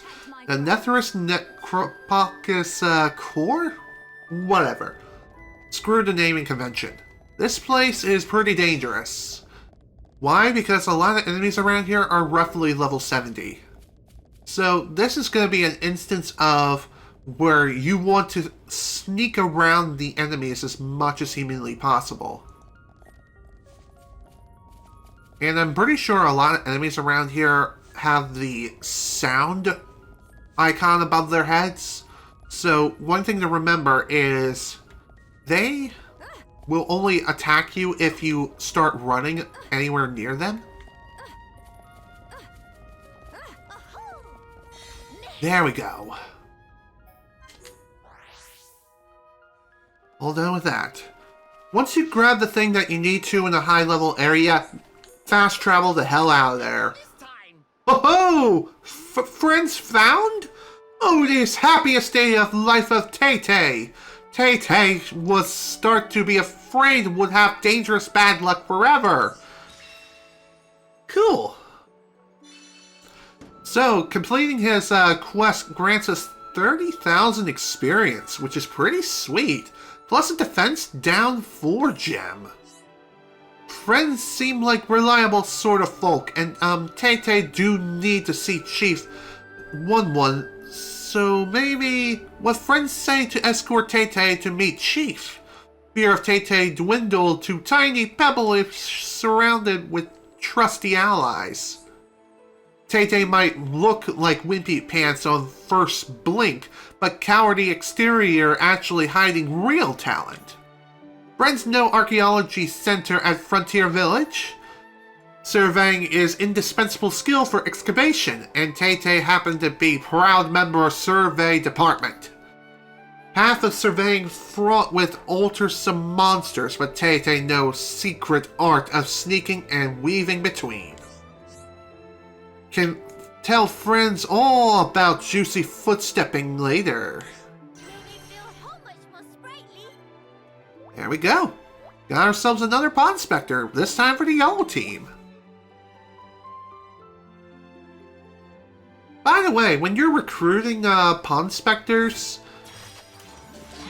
after you recruit a certain number of them, other members will become revealed on your map. However, you can't really, like, set a waypoint towards them, but you kinda can at the same time. Let me explain. Because of the addition of markers for your map, you can use the markers to mark where the Pond Spectres are, and that can help you with trying to make your way towards a particular Pond Spectre, especially if they're really hard to get to.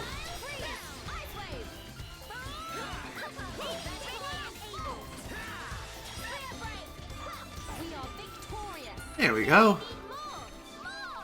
Nice job.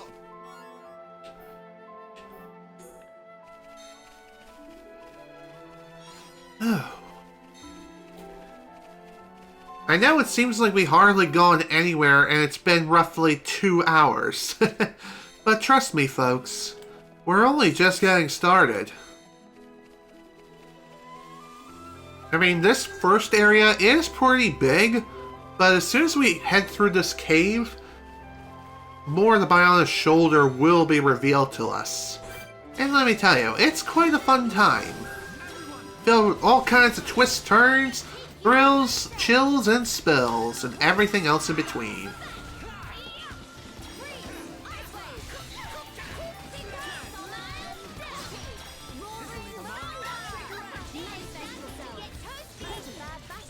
There we go.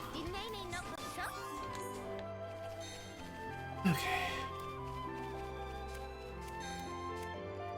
By the way, it's a good idea to switch between the quest memo and the story memo as you're making your way through Future Connected. Just so that way you can keep track of where you need to be and where you need to go, as well as any other quests that you might pick up along the way.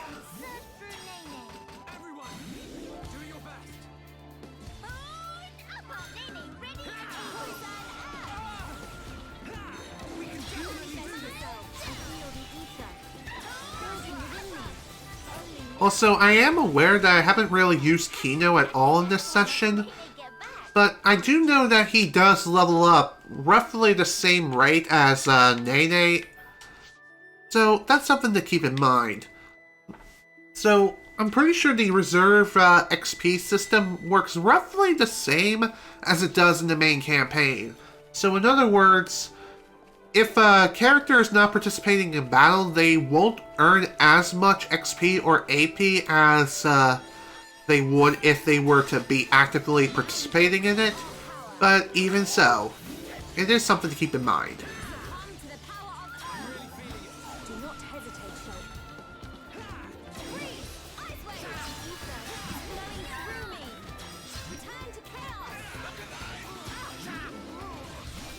So as I've mentioned, Keno's quirks are exactly like Sharla's.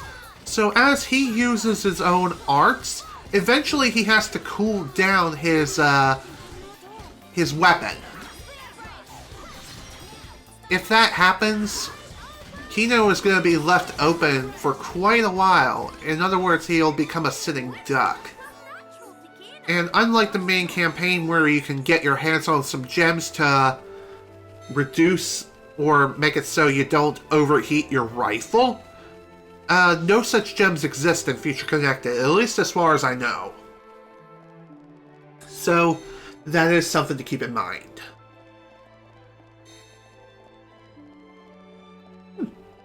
Well, would you look at that? We already found our second Pond Spectre.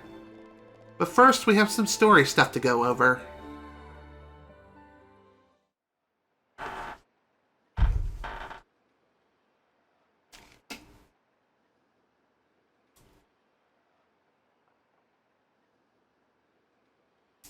Alcamoth. You okay? Miss Melia, what's wrong? Is tummy hurty? No, nothing like that. I'm just remembering what we heard at Companion's Cape. I have been mistaken in my thinking. The war is over and peace has been restored. We are rebuilding, slowly but steadily. I'd thought that with peace came happiness. Indeed, that even here, people would embrace it with open arms. But the reality is different. It's a bitch, isn't it? The wounds have not yet fully healed. Quite. Those who lost their home. Those seeking the light. Those who bear grudges. Though joy for them is still scarce, I thought only of me. But you didn't. Not at all. The High Entia of Colony 9. Actually, everyone who remained. You worked hard for them. You, Dunban and Atharon led by example. Just so that others could smile. Yes, yes, keep on happy hat. Keno loosed out upon a mamapon, but still full of bounce. Keno.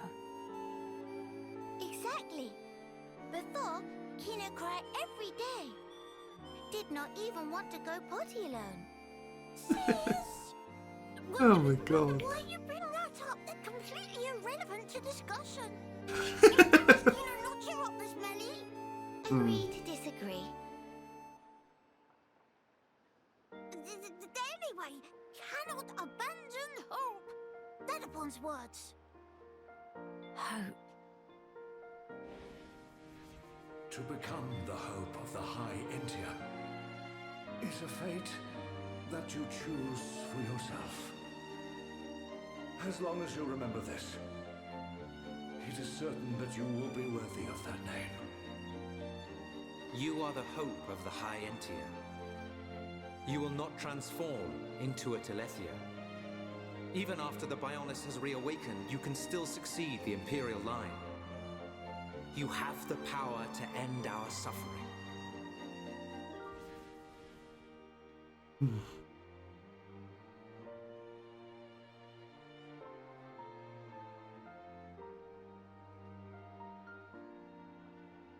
Friends, thank you.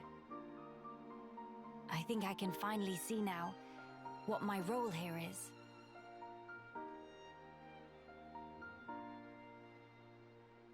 Onwards to Alcamoth.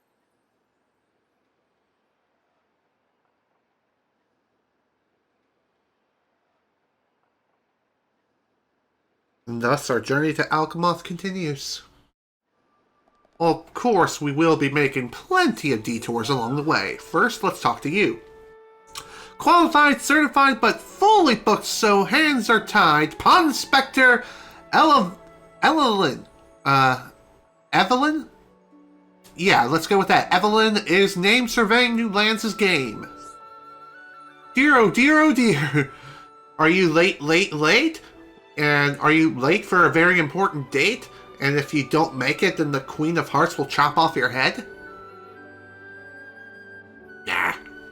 Probably digging too deep into it. Friends have impeccable timing. Evelyn in dire need of helping. I assume from their expression that it's a matter that bothers them. Survey for days was finished, so Evelyn make to sit down on sitting spot over yonder for well-deserved snack break. Was just removing tasty morsel from a knapsack when all of a sudden, whoosh, splash! Meal thing plops straight into lake. All gone in single eye wink, like tears standing under waterfall. Wapolso Sardi in lake scoffed down every last piece of hard-deserved footage. But no ugly fishy fish occur wrath of Evelyn and live to swim about it. Sardi will rule day it make enemy of Evelyn. Then why don't you go and kick its ass then, instead of staying here and bitching about it? Friends speak to Evelyn because felt urged to help Nopon in distress, right? And pleased to avenge poor Evelyn. Sure, whatever. But really, why doesn't Evelyn take care of this themselves? It just doesn't make a whole lot of sense. They seem perfectly capable, and yet they do nothing. I mean, I guess this is how a typical Nopon behaves, but even so, kind of annoying. Gotta love RPG tropes, am I right? Okay, that wasn't too bad.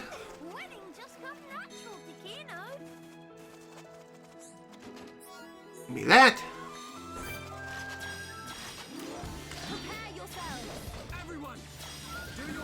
So again, as I've mentioned before, be careful when fighting enemies that are in water, especially with Keno and Nene being in the party and all, as because they're short character models, they tend to go swimming far more often than they should.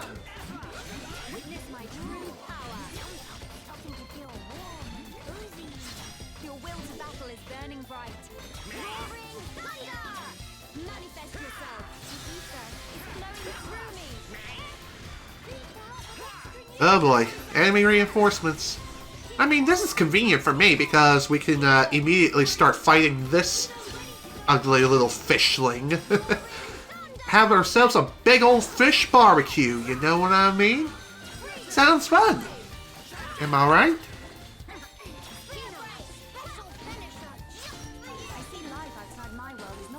Okay, all done with that. Pretty sweet.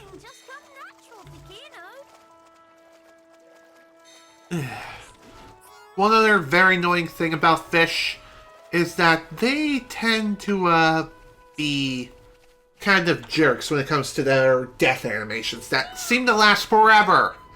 Meh meh meh!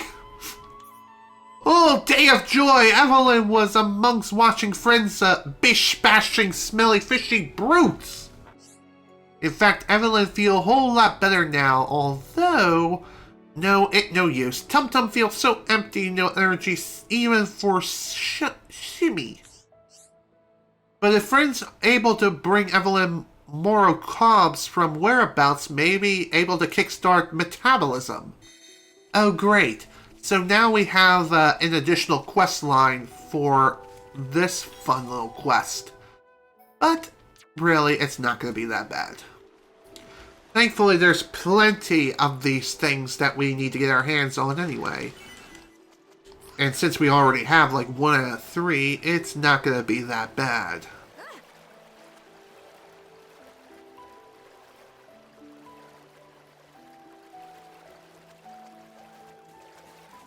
Alright, let's go ahead and gather what we need and head on back. Thankfully, this stuff is like everywhere. So that's pretty awesome.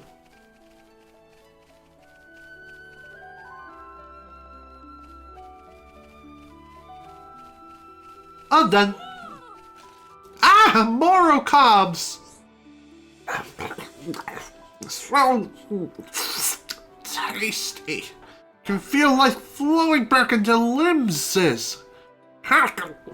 freshly very mass member of this house. Not so bad after all. Whatever. More experience and another sleep-resist gem for me. Phew. Evelyn wolfed whole thing down. Now is about time Evelyn make haste to finding Wun. Come to think, life all about helping each other, no? Dread to think what happened if Evelyn collapsed on road alone. Clearly, friends have obligation to assure Evelyn come to no harm.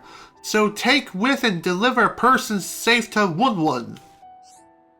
Though must say, made good survey progress today, like in days of old chief, with established pawn specters, retired now. When Wun step in to take mantle, practically only ever do charity work for Frontier Village, no pawn specting at all. Evelyn nearly forgot was even pawn specter in first place. Okay, it's settled. Friends all ready to set off? Then it's time to deliver results of survey to Chief Wun. I'll never get used to this feeling. There we go. Another member added to the team. Meh. Friend want to know about other pawn specters? Not to spoil all fun, but Evelyn have one small idea. Try here. So, learn about the whereabouts of future pawn specters. Check them on the map. So, we have the location of 3 more pawn specters, and I'm going to go ahead and add a marker for each of these. So it looks like 3 more pawn specters are revealed, so that's pretty nice. By the way, in order to lay down a marker, you just push the R button on the Switch controller and place down any of these 4 markers: red, yellow, green, or blue. You can place up to 20 markers at max. So, that's something to keep in mind. Honestly, when it comes to exploring and trying to progress through this game, I find it more advisable to try and locate all the pawn specters and try to complete their quests as soon as possible as you progress. Just so that way you're fully prepared for the road ahead. I'm just saying. You'll thank me later. Now you shall witness all power. Witness true power of hero pawn in training. I'm ready. Okay.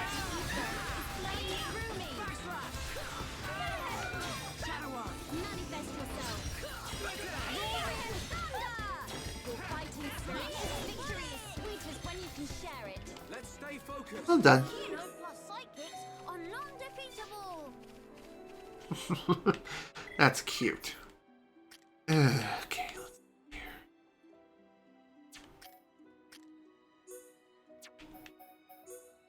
Ether, lightning, arts heal. You know what? Maybe I'll go with this for Shulk. As far as you, this might not be a bad gem to equip.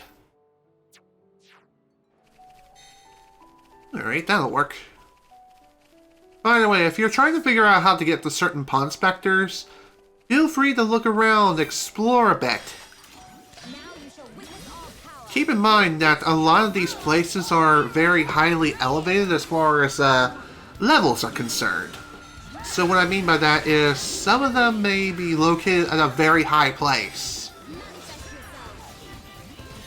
It's not a bad idea to explore around and try to find ways to get to higher places. Trust me, you'll thank me later if you know what you're doing.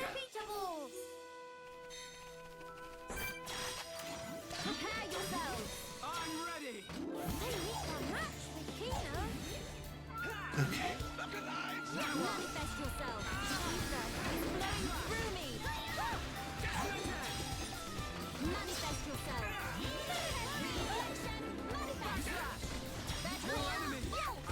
Oh great, we got more friends to deal with.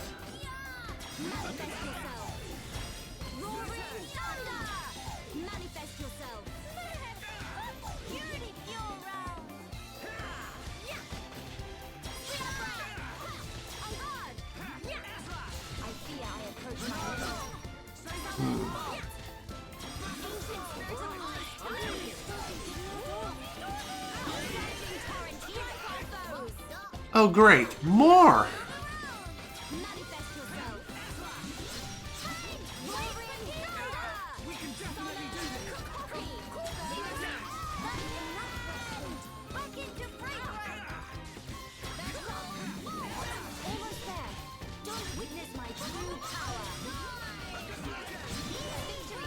There we go. Whew. That was a bit rough, but at least the deed is done. There's also another quiet moment over here I definitely want to take a look at, for sure. By the way, pulling up the big map by pushing the left stick in, that's definitely going to help things quite a lot. Especially when you're trying to explore major areas. Also, have I found another landmark yet? No, it doesn't look like it. Definitely need to be careful when exploring this area, for sure. Otherwise, we might get an early trip to Shrek's swamp. And that won't be fun. Looks like this quiet moment is only available during the afternoon. So, in order for this to be clear, you have to have clear weather conditions, only available in the afternoon, and you have to have Shulk as well as Keno in the active party. Thankfully, just like with the main game, you can change the time and also manipulate the weather a little bit by going into the menus. So high up! It really is, isn't it? When stand on tippy edge, I'd go dizzy. Whoa! Keno, don't get too close to the edge. If you lose your footing, you could fall. Here is much safer. Obviously. Strange view when come to think about. Clouds look like floaty fluff below feet. You're right. I don't think I've ever been this high up before either. No. One moment. If clouds are in direction down, this continent floating even higher up than clouds. Exactly. It's floating much higher up than Frontier Village in Magna Forest. Or even Erith Sea. Strange, so strange. But why this island is floating higher than even clouds? I remember something from an old book. As I recall, the Bionis Shoulder was once inhabited by the Giants, a highly advanced race. There used to be many islands floating above Erith Sea, you know. Keno, no. Teeny tiny islands floating in sky. Very fantastic view. The Giants. They could process and utilize hoverstone, a mineral with floating properties. Amazing! In Erith Sea, they gather so much hoverstone, it lifts up whole continents. Actually, you might have it backwards. Maybe they took hoverstone from here and transported it back to Erith Sea. Whoa! Elementary! Keno 220% agree. Of course, it's best to take all this with a grain of salt. Until now, no Homs, or even High Entia, have set foot on this continent. That's why the book's author might only be speculating about some aspects. No, it makes sense. Can be no mistaken theory of Shulk. Shulk really do know everything, just like Dad upon say. Oh no, I'm positive there are things I don't know. Dad upon say, friend Shulk is brainy smart, know everything. And also brave and cool, and could do anything if you put mind to it. Did he really? I'm actually a little embarrassed now. Nothing to be embarrassed about. It's only good thing. He True. also say Shulk is #1 sidekick of Dadapon. Next in line of awesome. I see. Good old Ricky.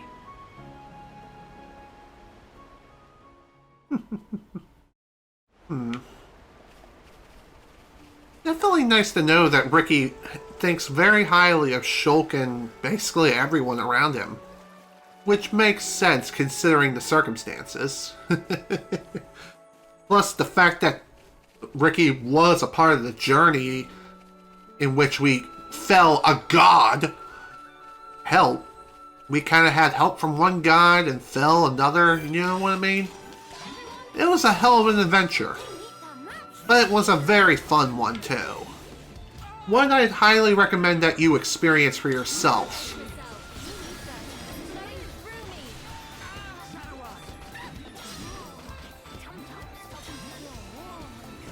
Oh great, now we got more friends to deal with.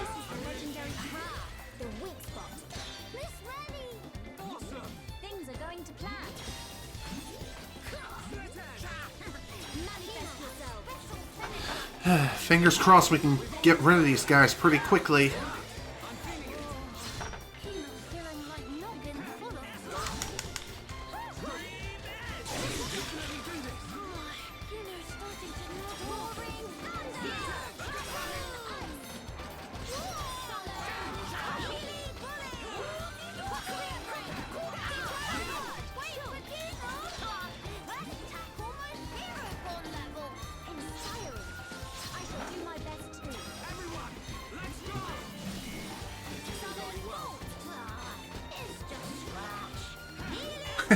Just about a scratch.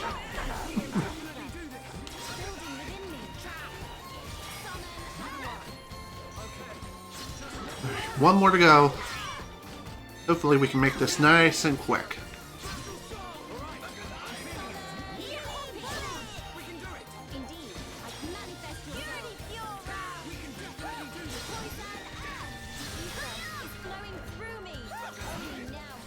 Phew. Okay. That was pretty intense, not gonna lie. But like I said, a lot of this comes down to making sure you don't get overwhelmed by a large number of enemy forces. Wisdom Rod. Hell yeah. One feature I haven't really gone over yet, and I'll go over that in just a minute. First off, though, I need to ban this stupid bot. I swear, I always get at least one of these bots once per session for every stream I do. I guess I've gotten big enough to do that. Still not fun, though. Anyway, back to what I was saying. One feature I haven't really shown off yet is that if you go to your equipment after selecting your new item and you select an older item with a gem on it, if you push the plus button, you can swap your gems from that weapon to your current weapon. So that's pretty nice. So you don't have to unequip the gem, equip the new weapon, and then re-equip the gem. You can just equip the new weapon and swap the gems by pushing a couple of buttons. It's that easy. So easy a caveman can do it. Okay. Let's see.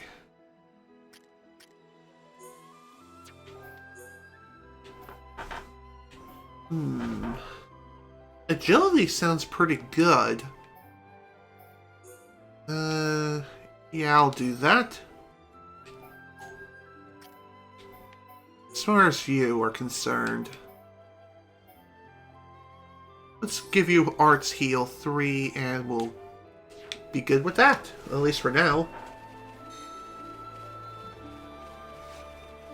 Now, I know that there is a Pond Spectre on the map, and I don't think it's that far off from where we need to go. So that's something to keep in mind. Welcome to the Borrow Ruins Cave. In this place, we'll find a lot of arachnoid-like enemies, as well as one big boy at the very back of it all. This is also a place where you definitely want to lure the enemies back here one by one and just pick them off one at a time. Otherwise, you're gonna get completely shreked. And yes, I know what I said. Nice job. Keno could have napped that one out.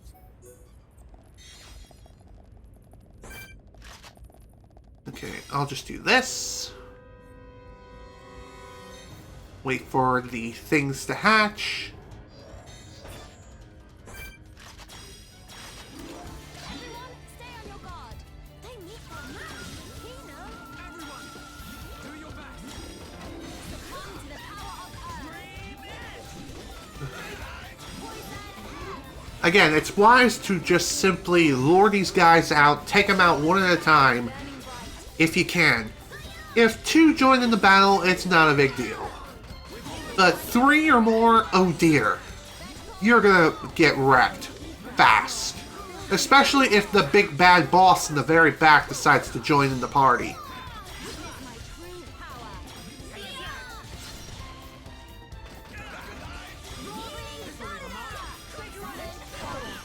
I have become stronger. Cool. Alright. We still got 3 more of these frickin' hives to go. Oh boy. Alright, better lure you back a bit. Here we go. Say hello to our first unique monster, the Grotesque Demis. This is a big, big creature, and this thing is not to be trifled with, or taken lightly.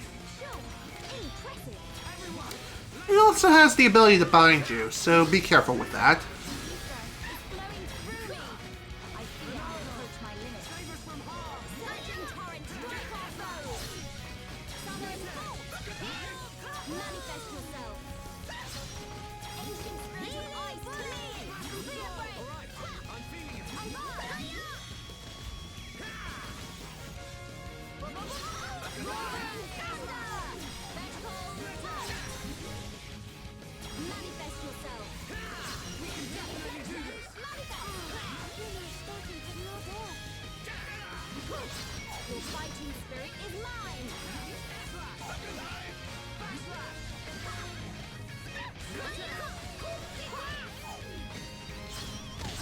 Oof! Damn! That hurt! Even a very big scratch. You can do it! Thank you. My all. Summon Ash! Healy Bully! Summon Bolt!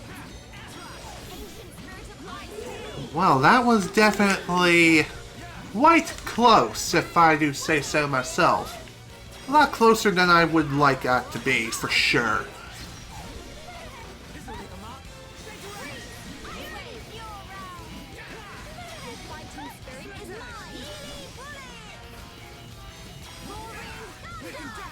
By the way, if you're going to have Melia in the active party, you definitely want to play as her and only her. Because just like with the main campaign, her AI, when it comes to using her and her arts, is really bad.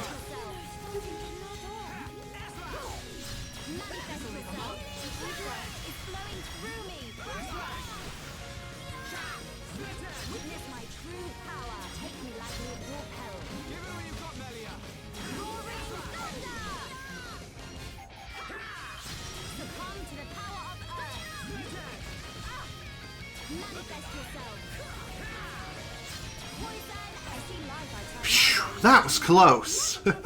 That probably would have killed us right then and there. But at least the deed is finally done, and we got some really nice stuff here.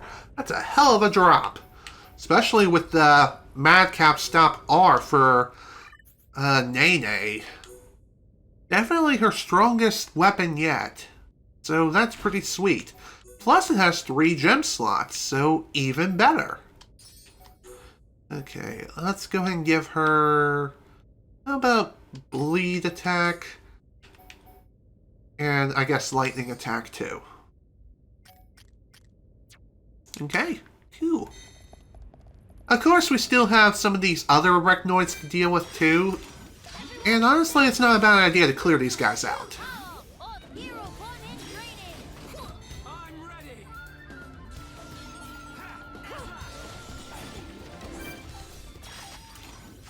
Oops. Whatever. No big deal.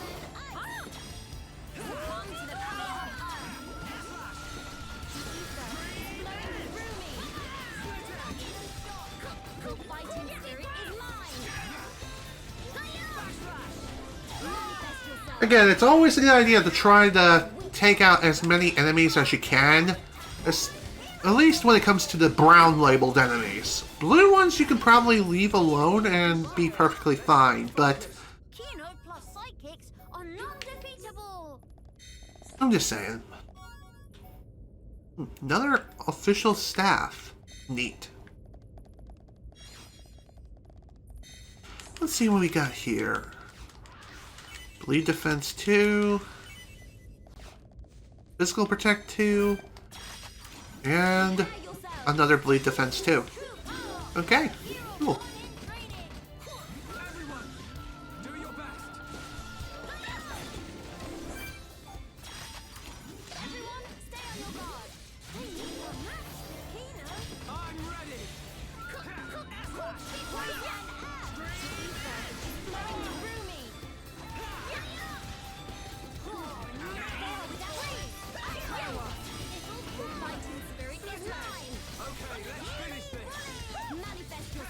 Alright.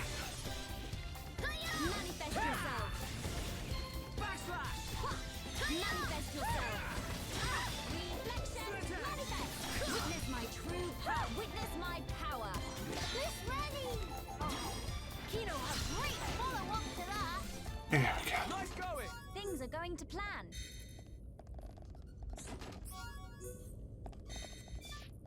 Sweet. Glad that's taken care of. Now then, let's see what this, hello. Okay, looks like the quest has started immediately. I'm okay with this. All we have to do is just clear out these enemies here, and we should be fine. He might ask us to gather a thingamajig, but really, it shouldn't be that bad.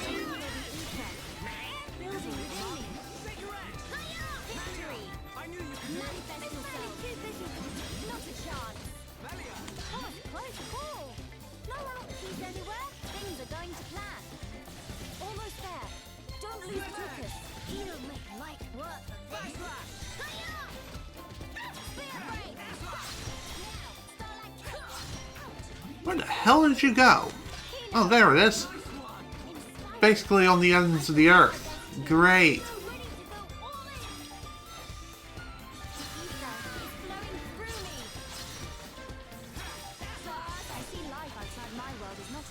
Let's stay focused. Okay. Winning just come natural to Keno. Qualified, certified, uncontestified, Ponspector Deca is named surveying new lands' game. How about I call you Deku? Kidding. Then we'll need another one named Bakugo or Kachan. Whatever. Deca really thought it was curtains for a moment there. Friends snatched life of Deca from jaws of death. When Deca finished surveying area, lit monster repellent intense that got from friend, but then monsters appear. It make no sense. Why on heck monster not repel? Why attract? Meh.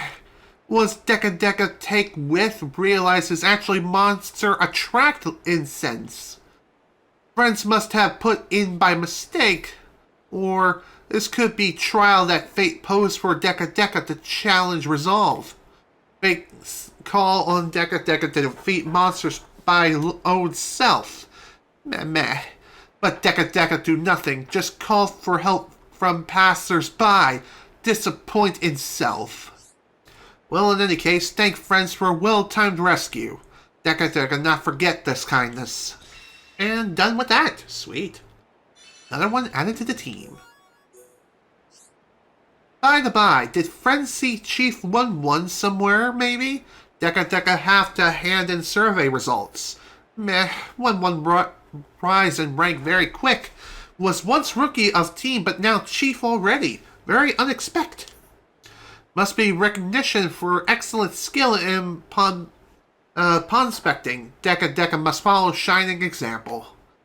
Is key tenet of Ponspector organization that good effort always recognized and rewarded. Agreed. And another one added to the blue team. Sweet. That's 3 blue members for the Pond Specters. Pretty nice. Let's take a look at the map. Anything else we need to... I think if you want to remove a marker, you just push L instead of R to place down a marker. So, regardless of color. Alright. Looks like some new quests have opened up around here. Before... Okay. I wasn't sure if, I wasn't sure if there was a fast travel point discovered yet or not. Glad I took care of that earlier. Let's see.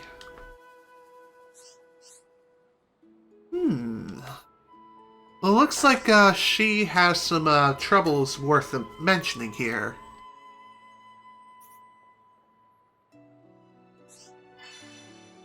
Okay, that shouldn't be too hard.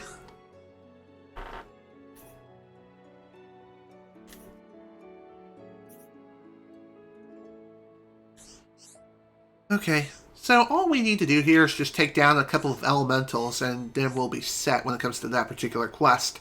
Plus, we'll get some really nice equipment if we finish it.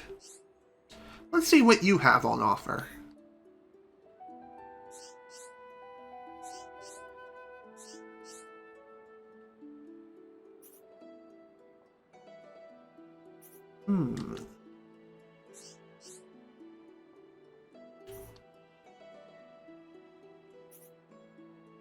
Okay. That shouldn't be too bad. By the way, I'm pretty sure that most of these quests given by the different relatives around here all have equipment rewards as well as gold. But when it comes to the Pond Specters and their quests, they reward you experience as well as their services. So that's something to keep in mind. One more thing worth mentioning here is that just like with the main game, once you defeat a unique monster, there is a 30% chance that that monster can reappear and respawn if you happen to explore the area. Now you shall witness our power. I'm ready. They need to match with Keno.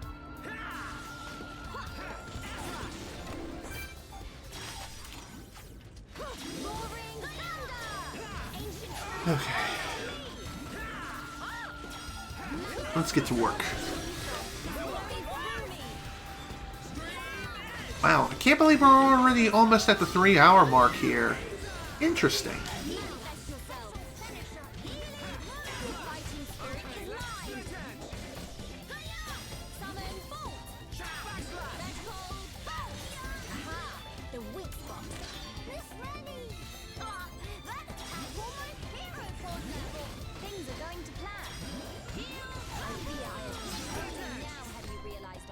There we go. Let's keep this up. Keno could have knocked that one out. Another new weapon. Sweet. Let's see. I think Nene already has... Okay. Yeah. Pretty much. Again, when it comes to sorting equipment, what I like to do is change the sorting method from most recent to max auto attack. At least when it comes to regular equipment. As far as armor is concerned, what I'd like to do with this is change this to physical defense. As that's just... that fits me in my sort of playstyle more than some of the other sorting methods. But that's just me. Others are... some other people may feel different when it comes to that sorting method, and that's perfectly fine. But that's just the way I like to sort things.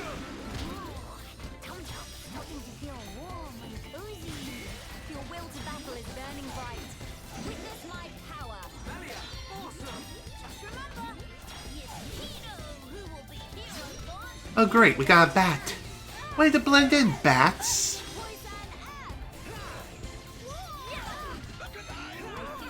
Oh dear. One other thing worth mentioning is that despite the Pond Specters helping you in battle, they will not try to pick you up or try to help you if you're suffering from topple or daze. So that's something to keep in mind. You still have to rely on your other party members in order to help you. But thankfully, the Pond Specters, you don't have to worry about having to manage their own HP because they don't have any. They're perfectly invincible. They're invincible. I'm dead serious. The only reason they would fail to continue fighting is if all 3 party members are defeated, or if the party member falls and there's no party gauge. Just saying.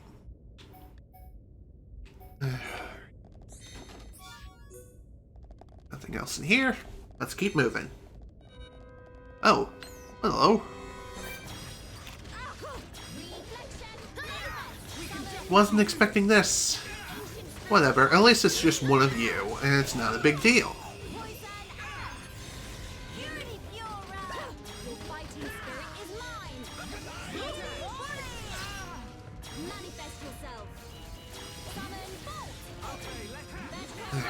Time to finish this. There we go. Let's keep this up. Keno could have napped that one out. Cute. Ugh, excuse me. One more thing worth mentioning here is that when it comes to quests, there's nowhere near as many quests as there are in the main game. And thankfully, the quests in Future Connected are a lot more manageable here. You don't have to rely on RNG so much when it comes to Future Connected, but there is still some RNG elements when it comes to certain quests. So that's something to keep in mind.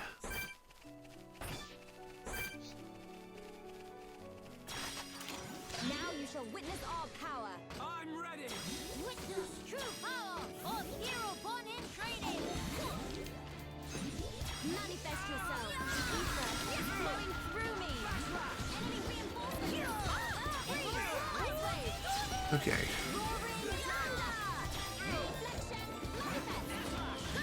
Fighting spirit is mine.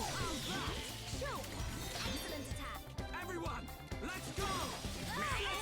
It's really too busy to manifest yourself. I knew you could do it. I see life outside my There we go. walls. Not easy. Never give up. Spirit is here upon way. Nice job. Alright, who we got left? Just Doomhawks and a bit of an owl-bat hybrid.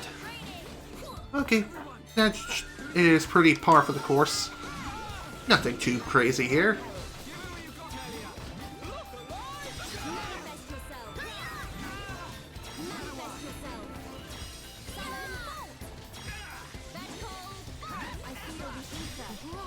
Building within me, starting to feel warm and cozy. Your will Neato. is burning bright. Wide open. Shaker. Oh great, everyone's asleep. Well, that's dumb. Keno, a little help over here? Thanks, buddy.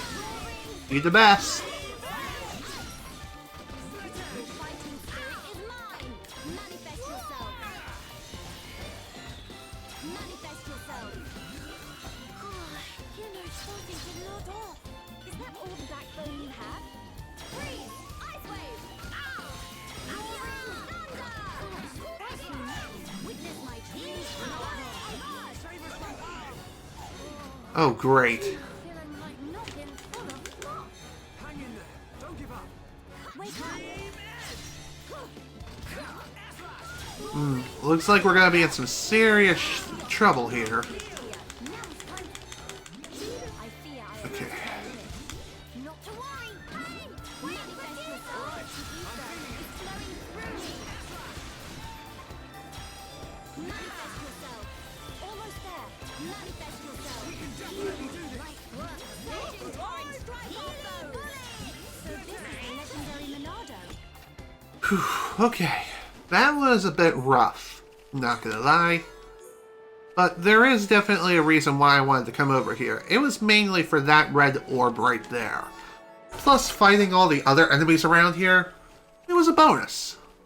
So that's pretty nice. Okay. Let's continue working on this just a little more. Perfect.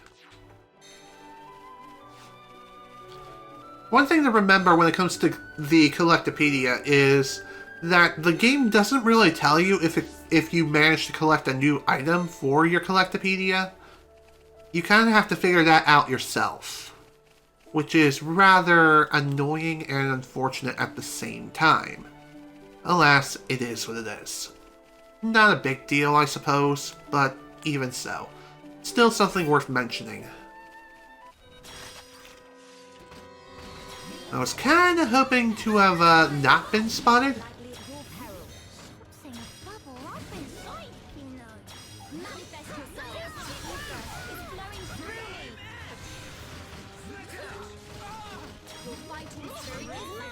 Do not hesitate, Shulk.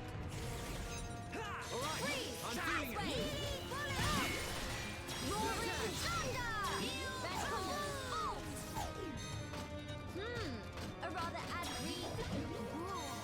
Tum-tum's starting to feel warm and cozy. Your will to battle is burning bright. Roaring thunder! Ancient spirit of ice to me! Let us move in battle! Manifest yourself! Your fighting spirit is mine! Now you in for it! There we go. A little rough around the edges, but at least the deed is finished. Another official staff. Neat.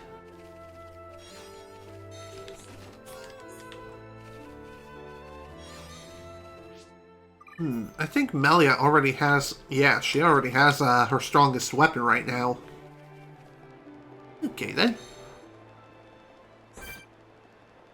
Let's see, are you gonna spot us? Everyone, stay on your guard. Better be prepared for anything.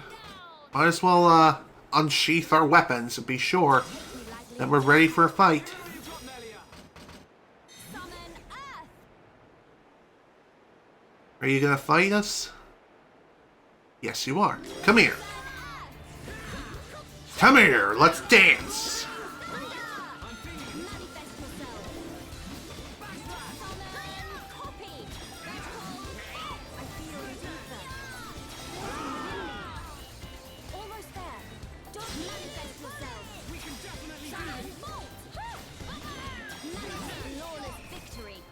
There we go. Keno could have napped that one out. Alright. That was definitely something. I wasn't really expecting the bird to be flying around so much, but it is what it is. It's not that big of a deal. I know that we're getting kind of close to the 3-hour mark now, but trust me, the next few minutes should go by relatively quickly. Plus, there's also another quiet moment over here worth checking out. If we can even look at it, that is. Like I said, there are some quiet moments which aren't accessible until after you progress through the story a bit. Also be careful when traversing your way across this ropey bridge, as it is still possible that you can slip and fall off and die. And let me tell you folks, it's a very long way down.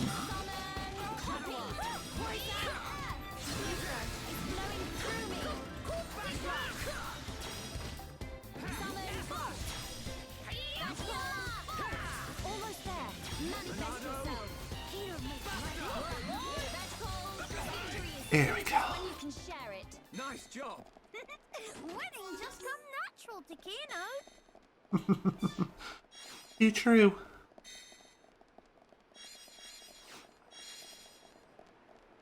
Okay, let's take a look at this. A life without visions. Let's see what this is all about. Ah, Shulk. Did something catch your eye? Wow. What a view. It's nice to see the capital like this. Being able to see it from here, it's enough to make me tense up. In all honesty, it's making me consider my position and standing. I see. My brethren, who transformed into Telethia back then, and those who survived, feeling the sadness that seeped into this land. And then, my father and brother's expectations, calling me the hope of the High Entia. I must be an empress worthy of taking on that mantle. But I don't know how. Much as I hate to admit it, I have not been able to find the right answer yet. Melia. Shulk, you of all people must surely understand. You who secured a future for all of us in that decisive battle.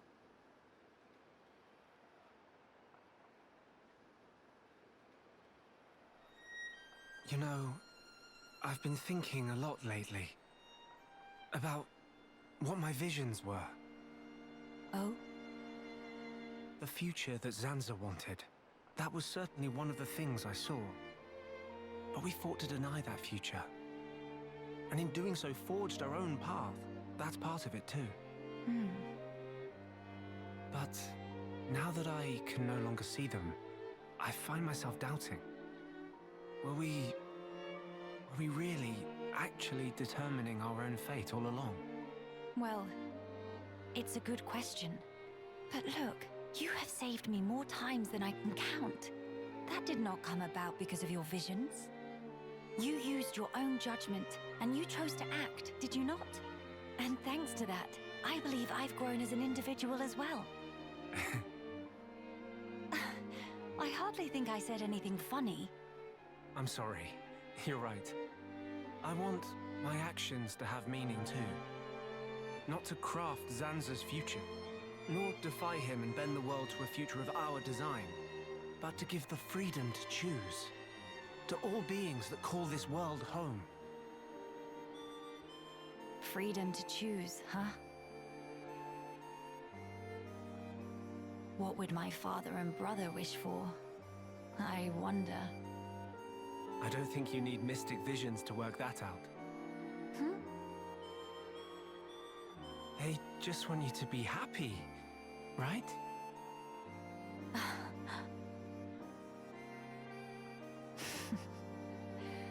My gloom is no match for you, Shulk. It's just as you say. To become the hope of the High Entia is a fate I choose for myself. Those were the words Father imparted to me. There is no need to fear. That is how my brother encouraged me. I've been so impatient and homesick.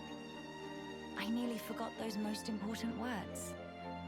I can hear Father lecturing me even now, chiding me for my foolishness. I give you my thanks, Shulk. It's nothing. To lack clear-cut answers is hardly a sin, but a sin it would be to cease searching for those answers altogether. For the High Entia who live on in this land. Nay, not only the High Entia, for the sake of all the people of this world, that they may decide the future as equals. That is the vision I choose to guide me. That is the future I wish for. Yeah, if anyone could make it happen, it's you. But I won't lie to you. The road ahead will be long and arduous. I hope you won't mind me lending a hand. After all, that's the future I want too. Shulk. Indeed, it'll be my pleasure.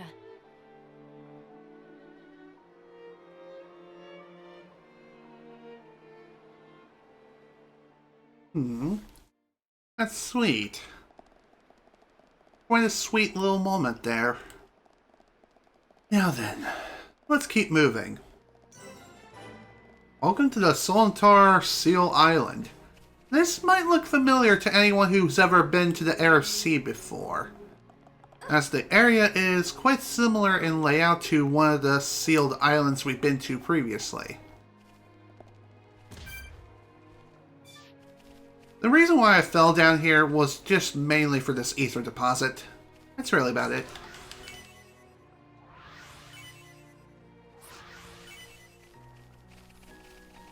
definitely well worth it. Okay. I know that we're getting kind of close to the 3-hour mark. In fact, I think... You know what? Nah, never mind. We'll continue. I was thinking of stopping just before the teleporter to Alcamoth. Just because the next series of events is going to be rather long and arduous, as Shulk mentioned during the quiet moment. Oh, shoot.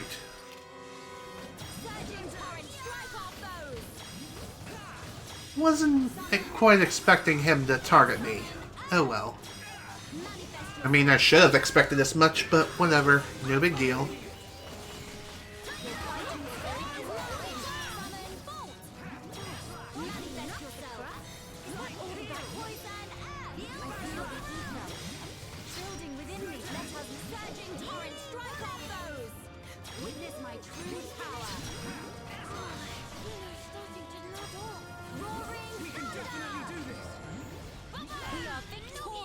Faded ID tag.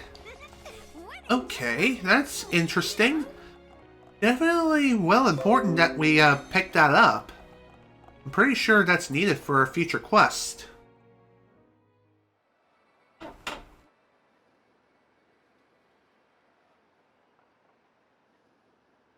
Whoa, that's a lot of Telethia. All circling around Alcamoth. Why would all those Telethia be gathering here in one place? Transporter, over here!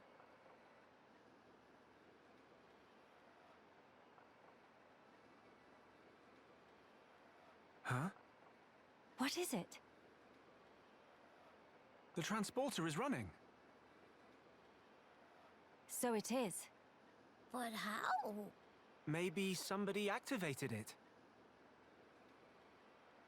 In any case, we can't afford to dally here.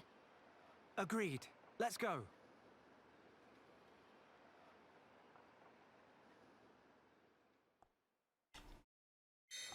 Alright, that sounds like a pretty good idea. Let's go ahead and head on into Alcamoth. No, seriously, this takes us right inside the heart of the High Entia capital. By the way, there is another Note Pawn Spectre here. We'll take a look and see what he has to say in just a moment. Anyway, welcome back to the Imperial capital, Alcamoth. As you can see, this place has definitely seen much better days. There also seems to be a rift between space and time here. Interesting. It's good to be back. Home of Miss Melly needs some reading. Housekeeping been slacking off. Very true. We'll have our work cut out for us. What is it? Look up there.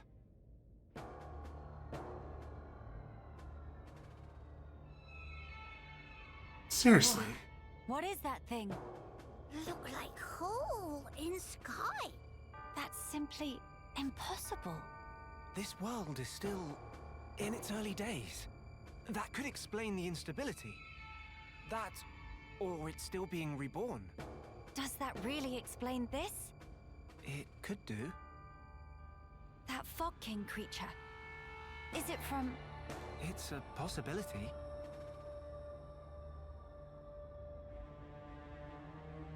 In that case, it may well be lurking nearby.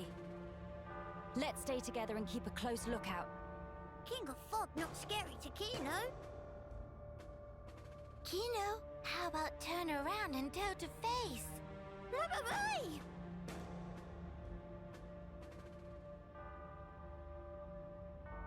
Gotcha! Little joke there. No, big meanie! No kidding, that wasn't funny. Uh-oh. A child's voice. Where? Up there!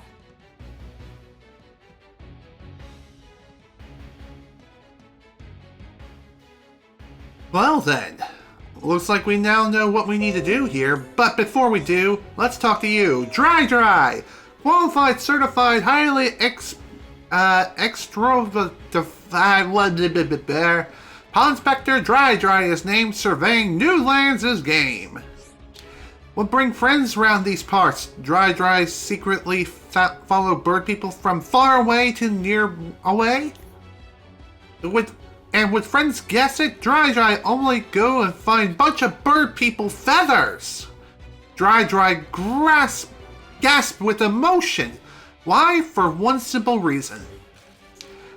With feathers, Dry make winged heart hat and become bird person all own self. Or such is plan anyway. For now, Dry still not have enough feathers. Upper level and other side all picked clean. Should be some left on this side, maybe. Meh. His dream of Dry to become bird person. Please, for sake of Dry. Bring feathers, quickly split! Okay. Well, not just to stand there. Flocky Dry some feathers! Alright. That won't be too hard to take care of that. By the way, I'm pretty sure this is the only quest in the entire game that takes place in Alcamoth. Though I could be wrong and there could be like another one or two quests that do the same thing. But it's best to get this particular quest out the way now, versus waiting until after you clear this event. And the simple reason for this is because after this event is finished, then this area will become infested with high-level enemies.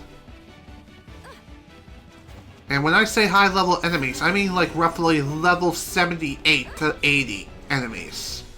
I'm just saying. And thankfully this quest is just really nice and is able to... You're able to take care of this now, get it done out the way.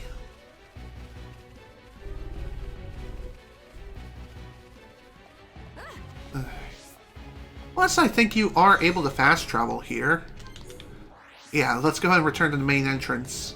By the way, Alcamoth has its own Collectopedia items worth picking up too. Board smooth! This finally allowed Dry to make head hat and finally become best friend of bird people! Cool. Feathers all collected, land all inspected, now to be rejoining 1-1. Friends did sterling job with feather findings. Surely can also find 1-1 in one gist, two gist tops. Dry join you with a poem. 1-1 choose this place for pond inspecting on whim, but seems it was inspired choice after all.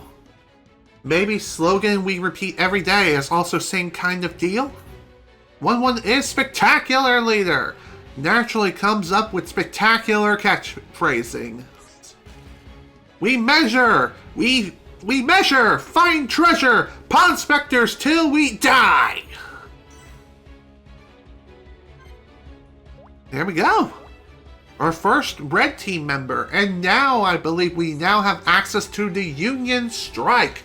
By befriending pond inspectors from all three teams, we've now unlocked the ability to perform a special coordinated attack, the Union Strike. Doing so requires spending 3 bars of the party gauge, but it deals damage to enemies in a wide area and has extra effects. There are 3 variations to choose from, each with extra effects. Red Comet deals major damage to one enemy. Blue Cares heal and grant regen and debuff immunity to allies. Yellow Chaos force daze and strength down on enemies in the area. The more pond inspectors you find are able to befriend, the more powerful their Union Strike will become. When you use a Union Strike, while all 3 allies are capable of acting freely, an extra chance may sometimes occur. An extra chance lets you perform another Union Strike without using the party gauge. You cannot choose the same extra effect though. The possibility of an extra chance occurring is higher the more pond inspectors are in the state of high tension. After a union strike, the party's tension will go up, while all pawn specters in a state of high tension will revert to normal. So, yeah, pretty sweet.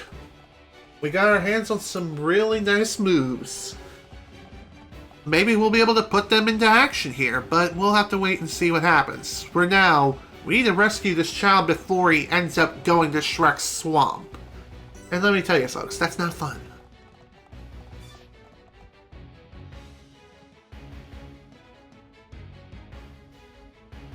Over there!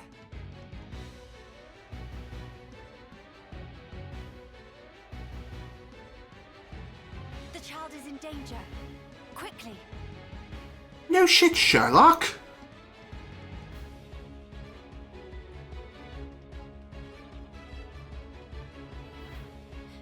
Are you all right, child?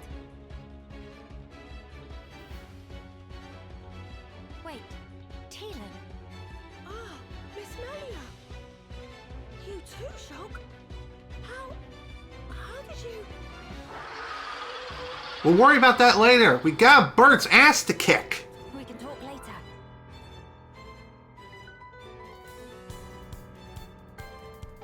It covered in that fluffy mist. So that scary king of fog?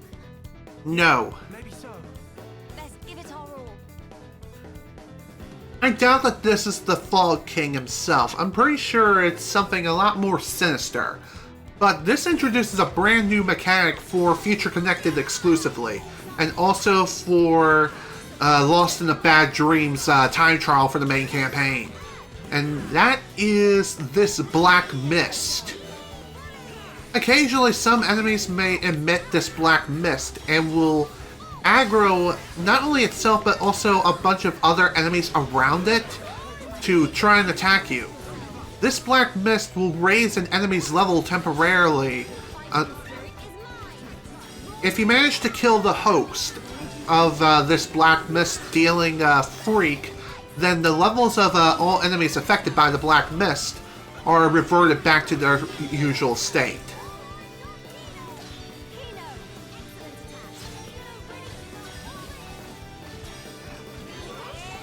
Alright, just a little bit further. There we go.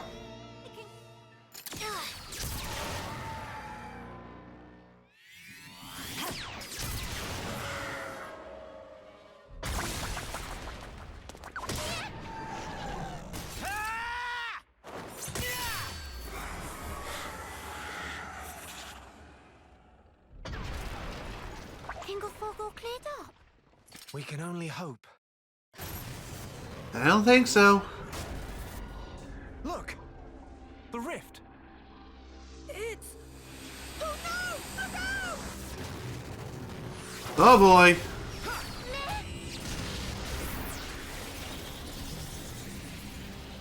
That beam! What about it, Shulk? That was the same attack that brought down the junks. Then that would mean... Yep. Just as I suspected. That previous encounter was not the Fog King. This is. It looks like we found our Fog King. Yes, I would have to agree. What now, Shulk?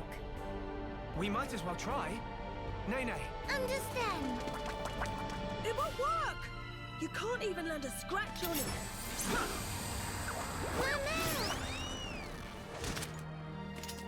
Melia! Keno! Leave to me! Ye face full of pain! Begone!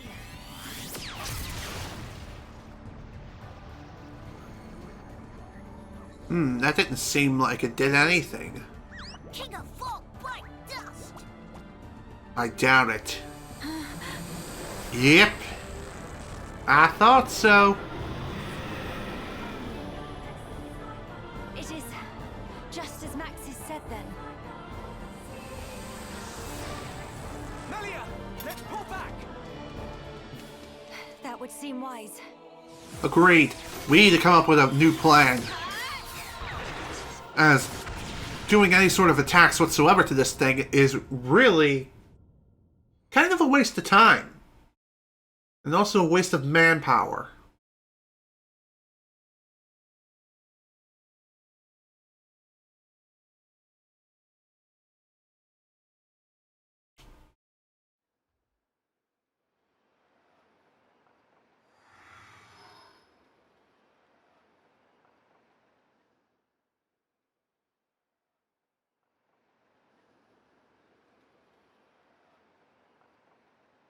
Okay, this should be far enough. Those things can't follow us all the way out here. Oh? And you're certain of that? Yeah, sure. The Telethia will keep us safe. The Telethia will? Well, that's what Radsum said. Though, I don't think they realize it themselves. Ah. Right. Your mother was one of the affected. Yeah. Oh, I haven't thanked you yet. Thanks a million for saving me back there. Why were you alone in such a place? You could have been hurt. Sorry, miss. He get told? Pipe down, not obvious. I snuck in to gather research material. But then I tripped over some rubble and, And that's when you were spotted, huh? Were you the one who activated the transporter? Yeah, I was given special permission, so I could conduct my research. That said, I normally don't go anywhere without Big Sis. You have a sister. Well, we're not actually related. We've just been living here together. If I remember correctly, you wanted to transform Telethia back. Yeah. Oh, hey! My lab's over on the far end of Zen's thoroughfare. You want to come with? We can talk more there, where it's safe.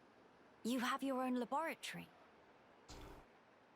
Not as grand as my old one, mind. We still don't understand the Fog King, or the monster that attacked Teelan. Maybe the Telethia are connected to all this. Teelan's research could help us make sense of it all. Yes, indeed. The thing that attacked... Ah, you mean the Fog Beast? Fog Beast? Is that what you've been calling them around here? Fog Beasts always appear around the Fog King, so the name seemed appropriate. Makes sense. Right, I'll be going on ahead. You won't be guiding us on the way? I need to clean up, else there won't be anywhere to stand. All right, see you. Hey, wait! He's gone now. What is it about science boffins? Always doing whatever they please. Huh? He get told? He probably have it coming.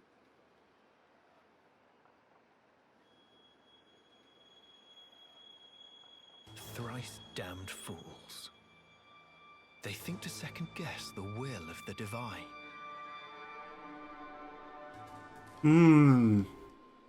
Just as I suspected. We got ourselves another little Xehanort wannabe here. So, after the events in Alcamoth, the first trip, a shop selling art manuals is open. In the art manual shop, you can exchange art coins for art manuals to level up your favorite arts. You may obtain art coins when defeating unique monsters and fog beasts. Defeating a given monster for the first time will always grant an art coin. Art coins received from unique monsters and fog beasts you defeat before the shop opens should already be in your possession. You can check the coins you own at the art manual shop. So, like I said, instead of affinity coins, we get art coins for our troubles, for defeating unique monsters, as well as the fog beasts, which we won't be fighting right now until a little bit later on in the game. So, with that, folks, I bid you all adieu for today. This is General Snivy with the Xenoblade Chronicles Definitive Edition playthrough. Thank you all so much for watching, and if you were able to attend the live stream live, thank you for attending. Next time, we're going to be heading into this new laboratory of sorts and figure out what this whole research thing is all about and how much progress it's made, and maybe even come up with a plan of how we can retake Alcamoth. Only one way to find out, and that is to tune in next time. So once again, thank you all so much for watching. Hope you all enjoyed. See you all next time.